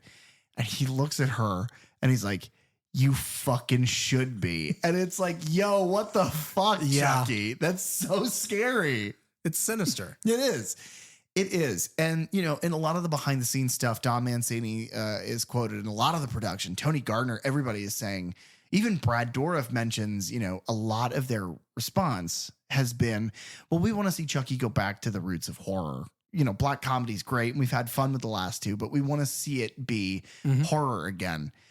And this, I think, tries in its way to ape off of the like horror of the time with its color gradient and its, you know, the performances and how over the top hateable the characters are to root for the villain to kill them, because that era, and even now we still live in an era of likable villains. You want your killer to be, you root for the killer almost instinctively in these movies. The problem is that they also went bottom of the barrel, easy answer. They basically copy pasted the most boring Blumhouse shit and just pasted it with Chucky on top of it. And those little moments where he is actively scary, it's like, I just wish that they had focused on that. Right. I wish that they had focused on more of him and the kid together and what that's like. Or, you know, you see him move in the background. Some of that is comedically stupid in this movie. And we'll get to a scene where there's a really good example of that. Some of it is ridiculous. Some of it is really creepy. Yeah, some of it's effective. And it's like, this is probably the first time Don Mancini's ever sat in the director's chair of something that is this serious. Yeah. But I just feel like, I don't know, get a good assistant director, Don. Get somebody who's worked with the industry before, because, you know, we can sit and complain all day, but what, Derek, hey, I haven't seen this movie for an hour. What happens next? Nica has been trying to call the delivery service to find out where this doll came from. Which is weird because now the phone's working again, kind of. Like she makes the call, but then it's cutting in and out. So she hears that it came from an evidence depository. Yeah. Another movie pet peeve of mine, when static phone calls or phone calls that are breaking up. And it's like, you know, I just done a killer in the house. And it's like, oh, so of course you hear the only string of words that you hear are evidence depository. Like, God damn it. Yeah. But that leads her to research the Chucky doll on her computer. So internet's fine. Internet's working. Sorry. Internet's working. Not important. And she gets, like, you know, on her Google search, she has the list, and I wrote them down this time. Oh, and by the way, Carly pointed out that it doesn't say Google. The website literally says internet search. Yes, it does. Like, it's the most generic of the generic. Yeah. Because at least in The Amazing Spider-Man, he uses Bing. Yeah. Well, and the laptop, instead of saying like the letters HP, it's like ACHE-PEE. HP. Oh, yeah. That's very generic. Whenever she does her search, it shows results for murders in Los Angeles, Niagara Falls, Hackensack, Kent Military Academy, and then a double homicide in Chicago. And now you're realizing, as the audience that loves this series like you and I do, oh shit, this is all connected. Yes. Which is great. This is where it feels good. Because up to this point, it's felt like, why the fuck would you have done all this? Why did you do this? Yeah. And now it's why do I care about any of these people? But the question that lingers is, but why here? Yes. Because Chucky obviously mailed himself again. Right. As he loves to do. How bored do you think he is in an overnight flight? Oh yeah. Also, they're gonna stick him. Okay, this is a way far tangent about details that don't matter in these movies, but in the cargo holds of these delivery planes, there is no oxygen, and the longer Chucky is in the doll body, the more human he becomes. So he would just fucking suffocate. He'd asphyxiate in the bottom of the plane. Life finds a way. I don't know what this is, you guys. I opened the package and it looks like a doll made out of rotten person.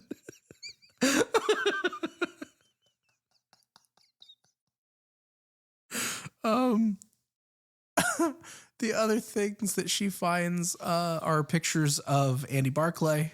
Yes. And eventually Charles Lee Ray. Right. Who she puts together. That's the person. That's her father. Oh, no. No, the actor. The actor is her father. She's like, holy shit. She looks right in the camera. That's my dad. It's Father's Day.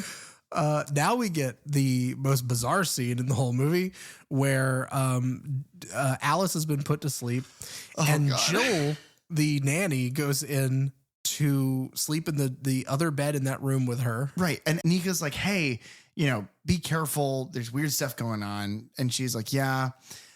Jill says, yeah, I'm just happy to see her with this doll because it's the first time she's been happy in a while. Mm-hmm. But you don't see Alice. You just see a lump in the bed and you see Chucky, but you don't see Alice. No. In fact, you don't see Alice for pretty much the rest of the film. Yeah. Now, Derek, I'm going to walk you through a scenario. Mm-hmm. Let's say that you have a 6-year-old daughter. Right. Right. And her name is Schmalice. Right? And you have a babysitter. Let's call her Schmill.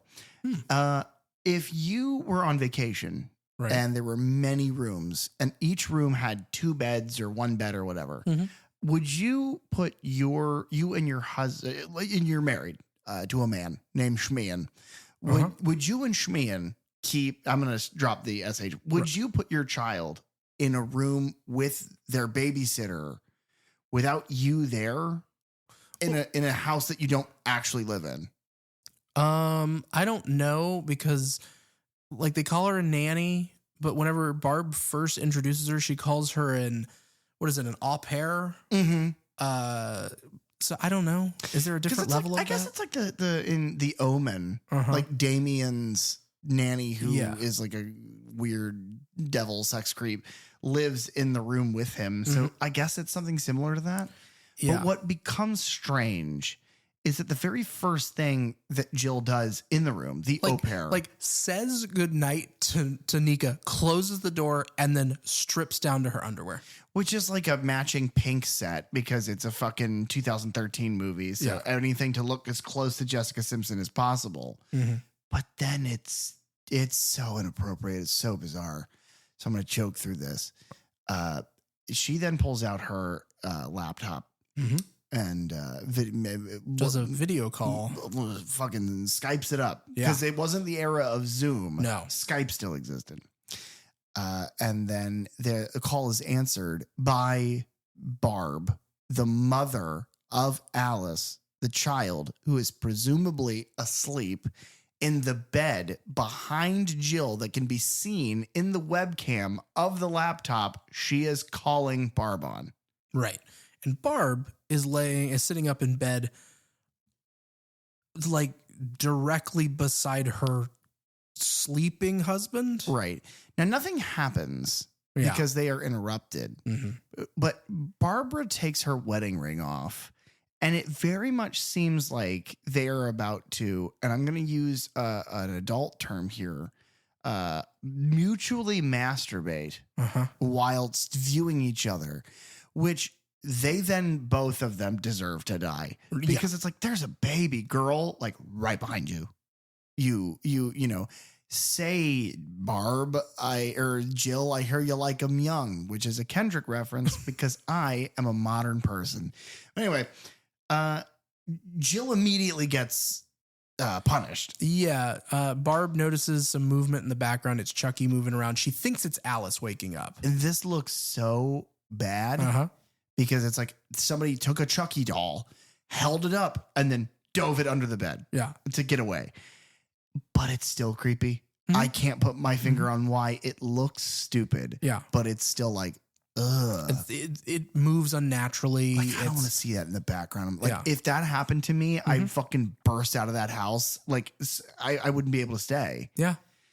And then Chucky reveals himself to Jill, standing, and there has been a leak in the ceiling that's been dripping into this bucket in the corner of the room. And he kicks the bucket over. He dies. Spilling. He kicks the bucket. Yeah. It took me a second. Thank you for explaining. It's on the way homer, but we're already home. You just keep hitting those home runs, Sony. He kicks this bucket over, spilling the water all over the floor. Right. And it rolls over one of the electrical outlets that's in the floor. Which I guess is a common thing. In older houses, especially in the north. Mm-hmm. Right. And that's where the laptop that Jill is using is plugged in. And so her feet are on the floor. That is plugged into the floor. The water spills over it and it electrocutes her. Right. And regardless of any of the reasons why that wouldn't happen, fine, it happens. The problem that I have with it is that the actress does nothing to sell it. She just gets stiff and wide-eyed. Yeah.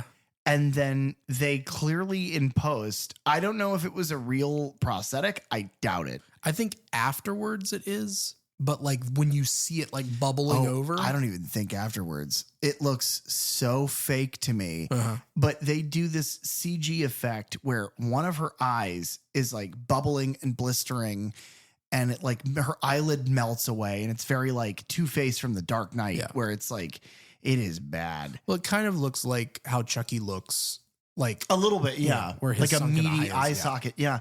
But then she falls to the ground dead. And that shorts out the power for the whole house finally. Right. And Barbara is like, oh shit, I don't know what just happened, but I'm going to go check. And this is where the husband is like, hey, who are you going to check on? Are you going to check on our kid or this babysitter that you're clearly having sex with?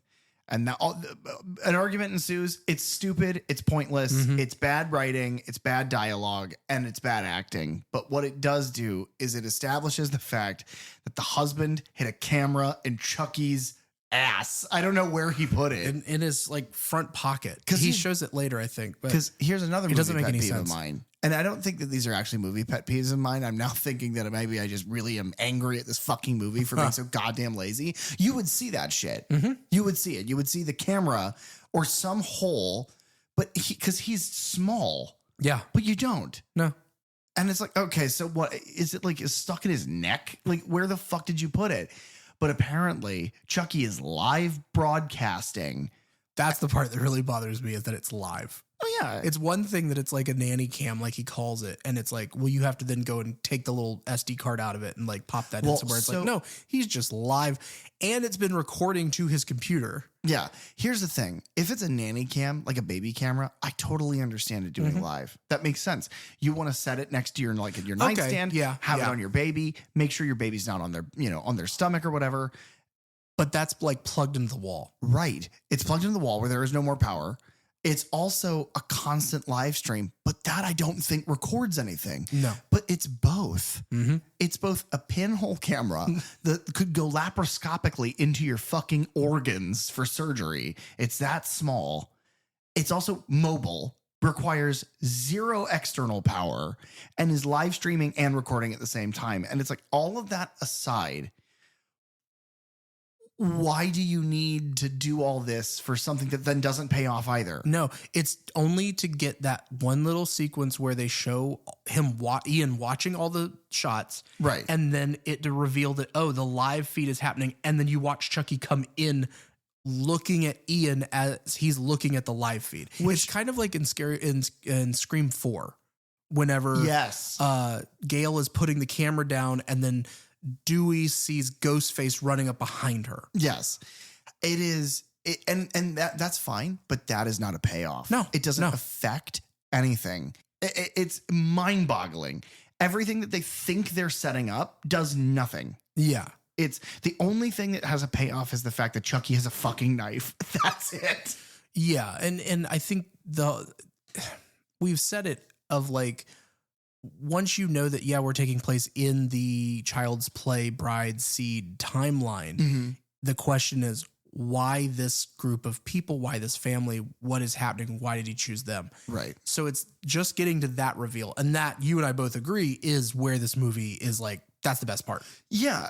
Very quickly, because we already kind of went over it. Barbara finds out that the nanny cam is there, has an argument with Nica. Barbara's on the upper floor, Nika's on the lower floor, shouting at her to let the fucking doll go because Nica is now convinced that the doll is possessed by Charles Lee Ray. But then it's the misunderstanding of, wait, you know about the doll? You know about the doll? Because but Barbara's then neither of them will say what they actually mean. Right. Barbara's saying, well, there's a nanny cam and you knew about the nanny cam. You're working with my husband to fuck me over. And Nika's going, no, that's a fucking serial killer. Which, yeah, of course, Barbara doesn't fucking guess that. But all in all, Barb takes Chucky up to the attic, which then leaves, because the power is out, leaves Nica to crawl up the stairs. Can I ask you a question? Why? Why does she go to the attic? Good question. I've asked myself that the last few times of watching it. She goes up there and she calls Alice's name. So she's looking for Alice. Oh my God. And I guess she believes that Alice has gone up to the attic. You know what she's doing better than Mrs. Mack is going to the attic to look for the missing person. Oh, yeah. Mrs. Mack in Black Christmas didn't do that. But she did get hanged in a hilarious sequence. Listen to our conversation about Black Christmas. Like and subscribe, you filthy animals. She finds the, I guess she's looking for the nanny cam. Okay. And she finds the knife. Which again, it's like the blood in the beginning with Nica and her mother. This is a CG reflection. Yeah, that's the thing is like, I think the props, and I'm not sure about the blood at the beginning. I'm not certain that the blood isn't real, but then they digitally overlay the reflection on it, which makes the whole thing look fake. Okay. Yeah, I think that's that. what it is. Because it behaves. It behaves like it should. Yeah. And so it's the same thing. Anytime they pick up a knife, you see a reflection of Barb's face, of Chucky's face, of whoever's face. Yeah. And it's like, well, that's just clearly you've digitally put this on here. Hey, filmmakers, if you go to Walmart right now and buy a knife block with knives in it, those knives are made of metal. And that metal is reflective.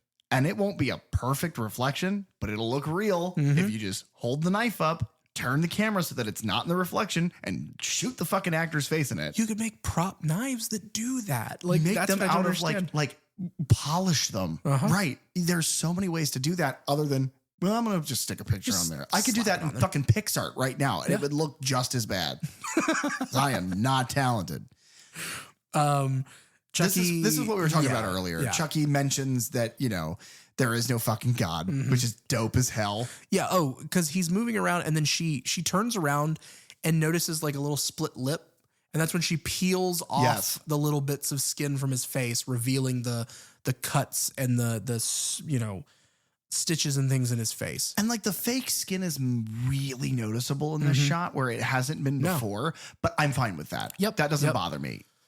You have to have it be more visible to remove it in the shot. That's fine. It's okay. You can make assumptions about what the people were doing that they may not have noticed or whatever. Yeah. What I do have a problem with, and they talk about this in the behind the scenes footage, is like, well, no, we wanted it to be the original Chucky doll. We want this to be Chucky from Bride and Seed and whatnot, but we didn't want all the scarring. It's like, well, fucking why?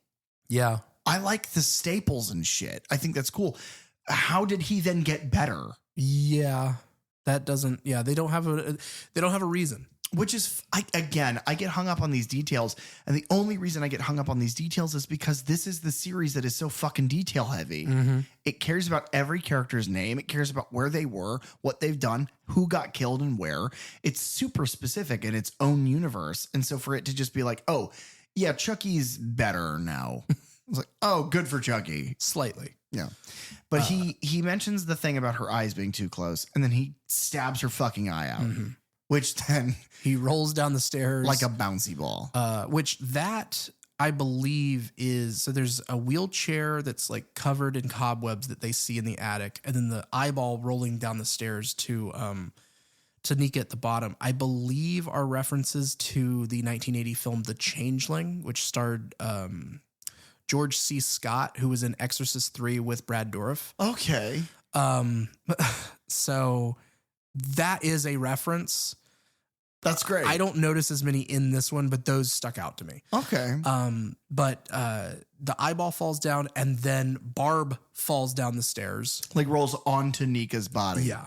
And like her head flops. And we found out in the behind the scenes that her eyeball, like her eye socket is a prop. Like it's a physical appliance that they put on, like a prosthetic over her eyeball. But then they have to have digitally enhanced it because it doesn't look very good. Yeah, it doesn't. Yeah, and it depends on the shot that you're seeing it in for whatever. But bloodless and too dark. Yeah, it's a similar problem I have with Thor's missing eye at the end of Ragnarok. Why is it like brown? Yeah, it's like, why is it day old? It's strange.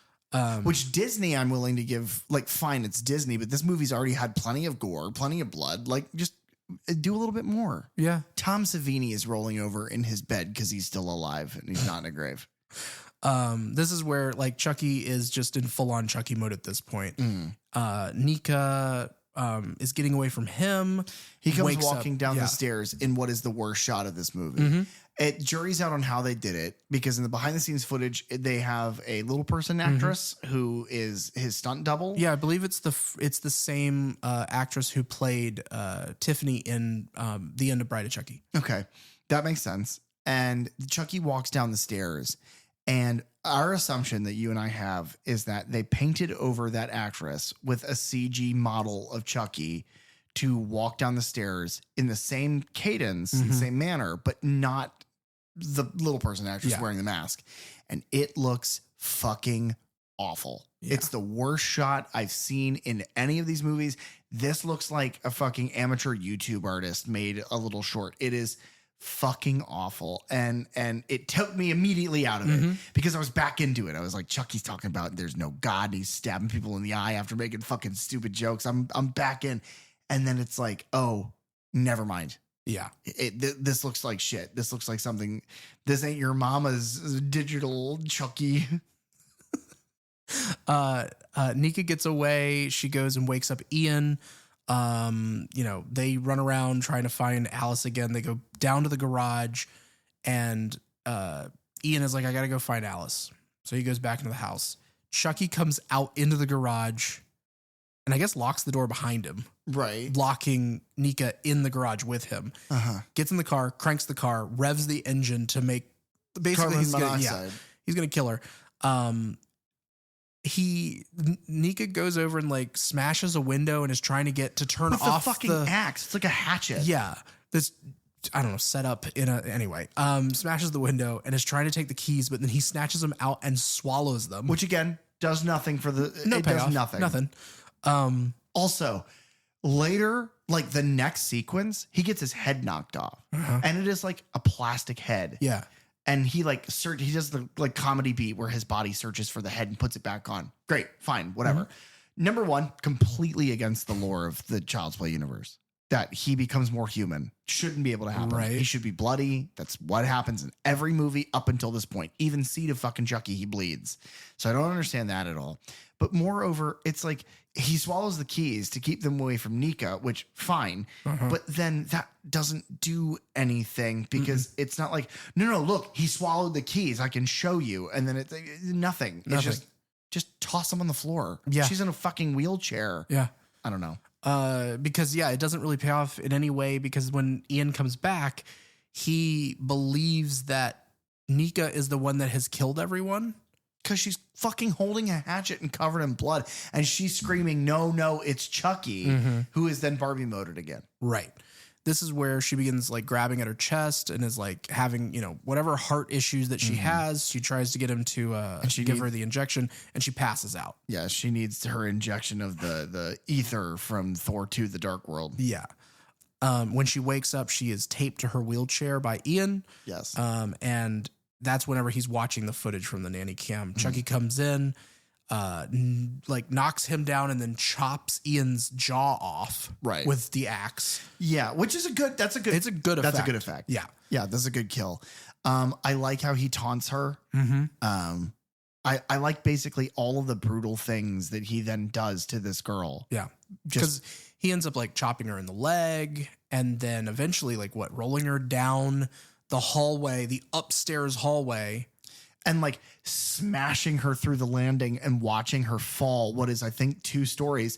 The thing is, I just wish they had done more with the fucking elevator. You built the elevator, do stuff with it, and they don't really. No, it ends up in this little, tussle that they have here. So he comes downstairs after she's crashed to the floor. This is our clip. Yeah. And there's a lot of back and forth. There's a lot of taunting between both of them. Like she is in this moment trying to outsmart him because she's got adrenaline. She's trying. Yeah. And she's trying to basically prey on his like insecurities. And some of those got mentioned earlier. So it's a little bit of a payoff, but not much. He also in these moments explains why it's this family. Yes. So we get a huge flashback scene. Starring the man himself as Charles Lee Ray, which is nice. He looks much older, but it's fine. And certain things, he's got makeup, certain shots, he has been digitally de-aged, but literally it's like whenever they're at the funeral and Sarah looks down at him, he looks like he's been de-aged, like across the face and stuff, like his wrinkles are gone. But in the very next shot, it's just him with a little bit of makeup on. And it's like, okay, why did we not make this look the same all the way through? Right. Well, money. They had $5 million. What I will say is that I think the smartest thing that they did was shoot a lot of his face in black and white. It removes the realism of it, and it makes it look a bit more psychedelic, which I enjoyed because it was very like yellow color popped. Yeah. So all the yellow sunflowers and shit, those were, which by the way, she is painting sunflowers in this movie. Yes.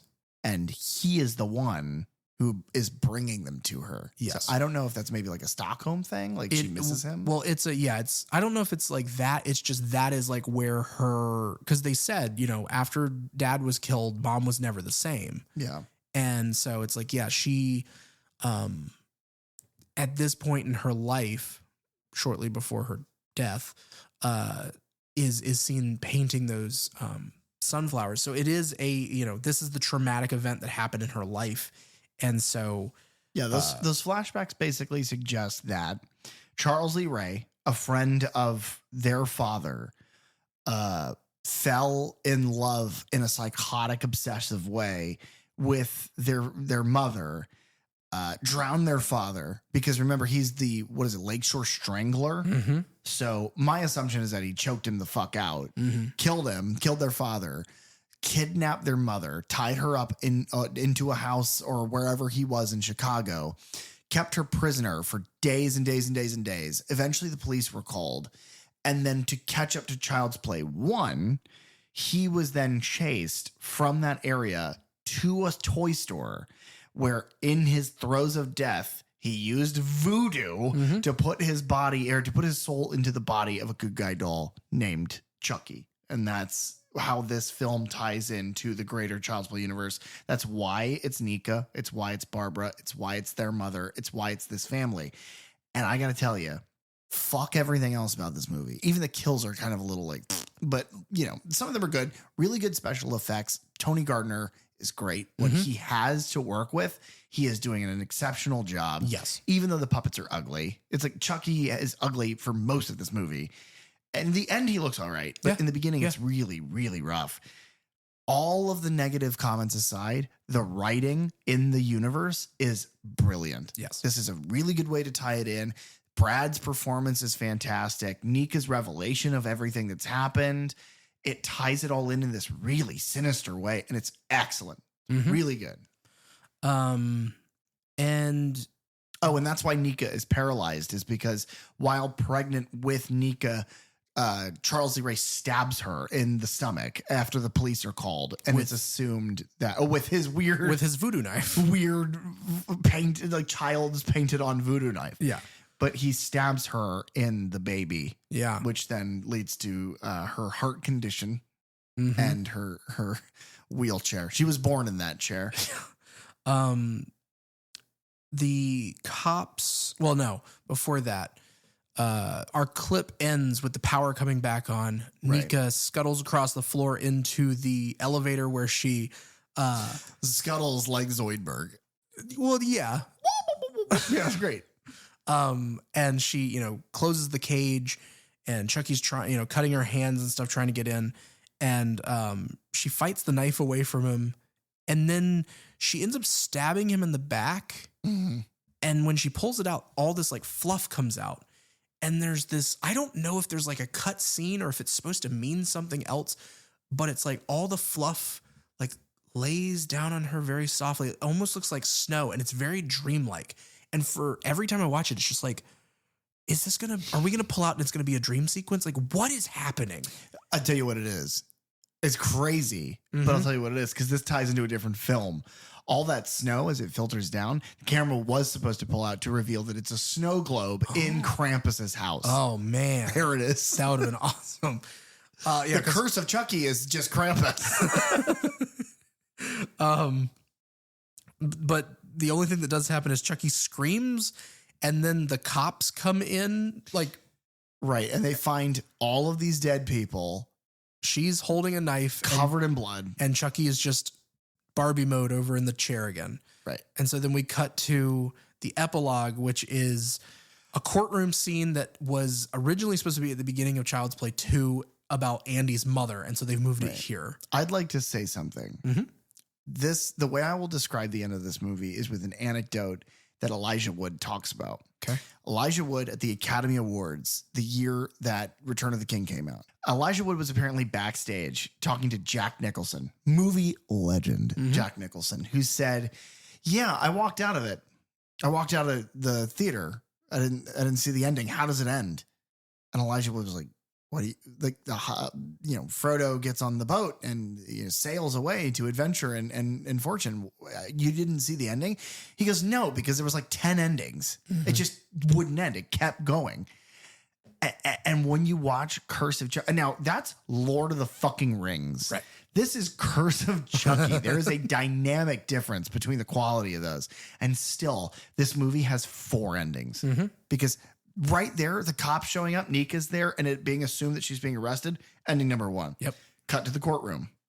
Nica is blamed for all the murders. She is sent to a mental institution for the criminally insane. But while she's being let out of the courtroom, she's basically egging Chucky on, saying, I'm still alive. Because that was kind of her whole thing that she was getting at, is like, you never killed Andy and you never killed me. Right. And he's then sitting in the courtroom covered in blood with his fucking stitches, and not a soul is like, didn't we read about this like 3 times over the last 20 years, 30 years, maybe? No, that's fine. Doesn't matter. And then the cop who found her in the house looks over at the Chucky doll and then steals it from the courtroom, I guess. In a direct parallel with Bride of Chucky. This is ending number 3, because ending number 2 is the courtroom. Still alive. Ending number 3 is our new substandard officer, Bailey. Right. Grabs Chucky, puts him in a bag, drives him somewhere. Well, it doesn't even make it that far. Gets into the car, looks over at him, and then Jennifer Tilly pops up out of the backseat and slashes his throat. Now, that made me super happy because obviously you tie it in. What's my, everybody's favorite part other than Chucky is Tiffany, because she's great. And she's there in Jennifer Tilly's body. Remember, that's not actually Jennifer Tilly. That's Tiffany. Once again, slashing the throat of a cop from the backseat in the cop car with a nail file. And then she does the same, like, licks the blood off of it. She opens the bag, and it's this awesome shot from the perspective looking from the bag out. And she looks into the bag and says, "Who's next?" Swipe to black. Ending number 4. She goes, "Who's next?" And then a voice goes, "Next." And it cuts to, she is in like a USPS store. Yeah. And she walks up to the counter, and there's like this fun little back and forth with the employee and Tiffany, where it's like, overnight. Oh yes, overnight. It's very important. Okay. Fragile. Surprisingly, no. And it's like this fun little bit about shipping Chucky somewhere. Right. So that's ending number 4.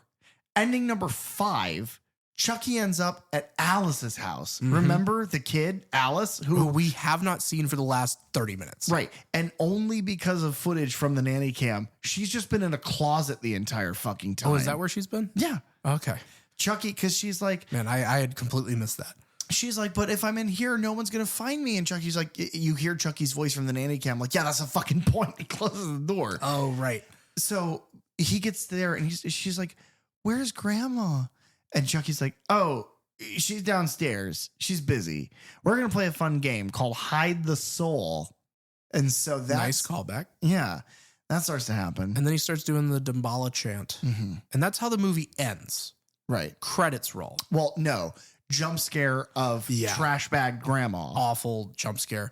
That is how the movie ends, the theatrical cut. Or not the theatrical cut, but the original cut.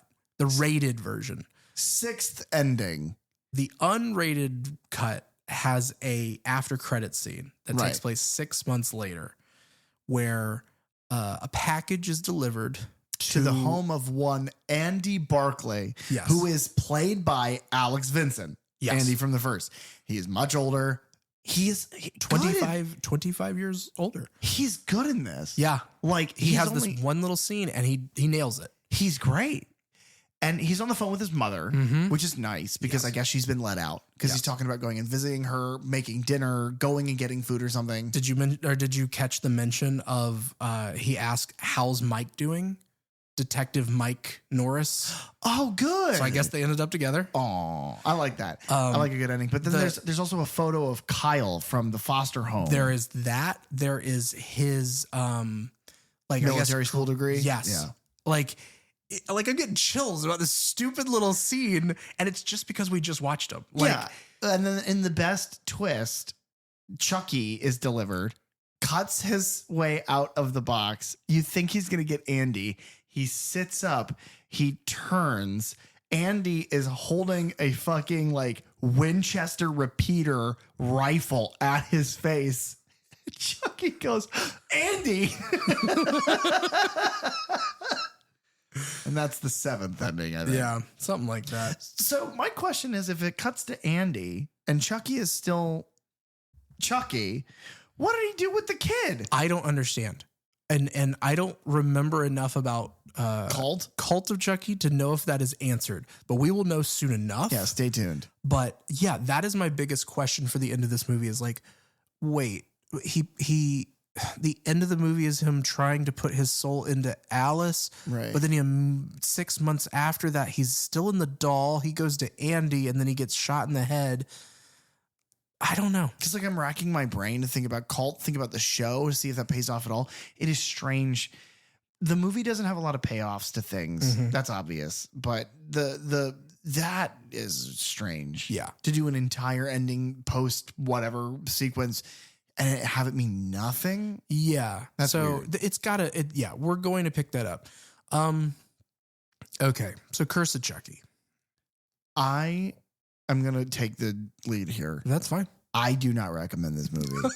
I recommend you Google the end sequence, YouTube the end sequence with Andy and watch that and listen to our podcast episode. That's plenty. It's academic. You don't need to watch this movie. It is boring.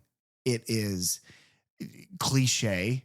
It is dark and grainy and ugly, and the characters are abysmal, and none of them seemed to understand that the movie wasn't about them, so they all try to steal the spotlight all the time, and so it just makes for this confused, tonally awkward, dark, ugly, long movie that at the end does nothing more than what you could just do with an end credit sequence. Yeah, it is. Now that you say long, it is the longest film in the franchise. All you have to do, instead of Curse of fucking Chucky, all you have to do is, stick the fucking Andy shit at the end of Seed of Chucky, and there you go. Yeah, his daughter doesn't get to play the main character in the movie. That, okay, I'm willing to pay that price. This is long. I don't recommend it. I'm going to stop repeating myself because I'm irritated about the fact that I've seen this movie twice this week. You don't need to see it. Yeah, I would mostly agree. Like I said off the top, I was dreading this rewatch. Yeah. More so than Child's Play 3. Yeah. I was really just dreading this. And I ended up enjoying it more than I ever remembered or thought that I would. Yeah. I think it has a lot of cool things. It has, like I said, about half of it is shot well, about half of it is like looks awful. The lighting is not good. And like watching the behind the scenes stuff is bizarre because certain scenes are the way they're lit whenever they're shooting it isn't how it's lit in the movie. And so it's just like, why did you make it look worse than what? Because the behind the scenes shit looks great. Yeah. Part of the allure to me of Child's Play is that it is like Legos. It is bright primary colors. They focus on it a lot and it makes it look distinct. Having that stuff, that very child-friendly, kid-safe shit covered in blood is visually alarming. Having it be this dark, disgusting, fucking like, I don't know, it just looks like a ripoff. Mm-hmm. Yeah. I mean, I don't fault them for trying to go back to, a darker horror tone. And Sure. I think that the moments that you get of those really sinister lines or kills in this are pretty well done for the most part. But overall, it's just kind of not great. The reveal of where and when this takes place and how all of this ties together is the best part. YouTube the flashback too, Yeah. because that's pretty good. Honestly, like that's what I would say. If you are, I don't really recommend this movie like as a whole. I would say if you are a Chucky completist, the main thing you need from both this movie and Cult is just the information of who Nica is so that you can go into the show and understand where Chucky, Jennifer Tilly, Tiffany and Jennifer Tilly's body, Glenda, and then Nica, where they all are and why they are where they are. Yeah. That's all you need. And it's just to watch the TV show. Yeah. Because the TV otherwise show needs you to know all of it. Right. My mother But and other my than father, that, I would not really recommend. Go and find the clip of Chucky and Nica at the end of this movie going back and forth at each other, the big flashback, and then the Andy post-credit scene. Yeah. Me and my mother and my father watch a lot of the MCU stuff because they're bored. They want to watch TV. And so I remember very distinctively them wanting to watch WandaVision and going, well, what do we need to see? And it's like, unfortunately, you need to see quite a lot to watch WandaVision. And I'm kind of explaining to them what they need. It is fucking crazy to me to think that same level of note-taking and neuropathy and completionism is required for Chucky. At this point, it really is. You know what they say? Chucky's don't fuck with the Chuck. I don't know. I don't have a good line to end this episode.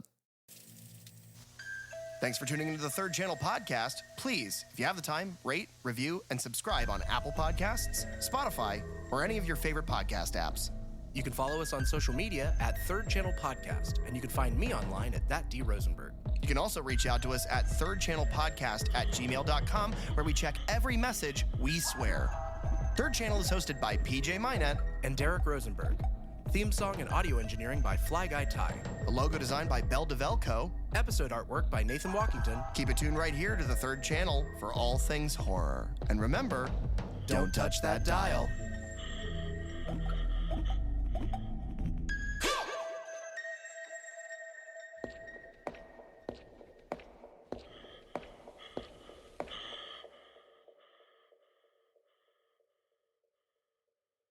Egg salad and eggs.